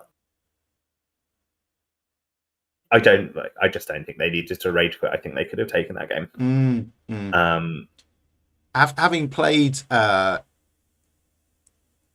Audrey deck against this deck we've been playing tonight, my situation was made considerably worse by the fact that, as already stated, a lot of my economy was in resources, and that's intentional because the deck can be hard countered by just purging every other turn. You know, you turtle yourself up a little bit, and you just purge every other turn, and you sit out the contaminates, you sit out the other tricks, and then they're kind of stuffed. But if all of the runners' credits are, or most of the runners' credits are in resources, you know, having a paladin, it's just absolutely sucks to play against a very tag heavy deck, because that gives so much value, and if actually the deck is well tuned to work with a paladin in there, it's a heap of shit if those paladins get trashed, because you just can't afford to put all the things on the board to create your doom rig and win the game. Yeah. Well, let's do runner next week and see if we can find some fun runners to fight back against the tag menace. Do you have a list close to the Freedom one that we were looking at that you know of? I can find one. I'll find one for us. I don't have one to hand right now. Yeah, I don't think I've got the brain for a game, but I'd be happy just having a quick chat about it and a look at it. Let's have a little look. See, how was I finding stuff before? I think I was just looking at Always Be Running for the UK Nats. I could probably look at places that aren't the UK. That would be wild, wouldn't it? Like the accelerated meta. Do such places exist? Oh, we should say Happy Thanksgiving if you're watching us in America. I hope that you are thankful and having a nice time with your family. Yeah, congratulations on not being in the UK. Yeah. Always a plus. Particularly today, but in general, the UK is a bitter place where everybody sits around being miserable instead of being thankful. Yeah, and definitely. We've got a lot of things to be miserable about, so it's our right as English persons to do so. We have a Grumbling Pricks Day, and it is any day ending in a Y. Let's see if there was anything similar at UK Nationals. I'm actually not seeing any Freedom at these big tournaments. No. Oh, there's a Freedom, but nobody has claimed it, so I can't see the deck. Right, okay. Somebody did play a Freedom at one of these. And it came third, actually. UK Nats. Oh, interesting. But nobody's... Dan has not claimed it. So we'll have to see if that's changed by this time next week. I'll look around for you, Dave. I can't find one right now. That's fine. No worries. Yeah, I'm just having a look at recent decks. There was an Audrey Freedom in EMEA. But yeah, maybe just like randomly searching through netrunner DB to try and find a deck is not a good use of anybody's time. Should we knock it on the head then, Jessica? Yeah, I think that sounds like a good idea. Thank you very much for playing with me. I've had lots of fun. I would like to apologise to all of our opponents this evening. I'm sorry that you had a bad time, and yeah, I hope you have a nicer time another time. We did say we had fun, and that's all that matters. Yeah, that is all that matters at the end of the day, and we hope you had fun watching. Cool. Yeah. Thanks very much, and good night. Good night, everyone. See you later. Bye-bye. Bye.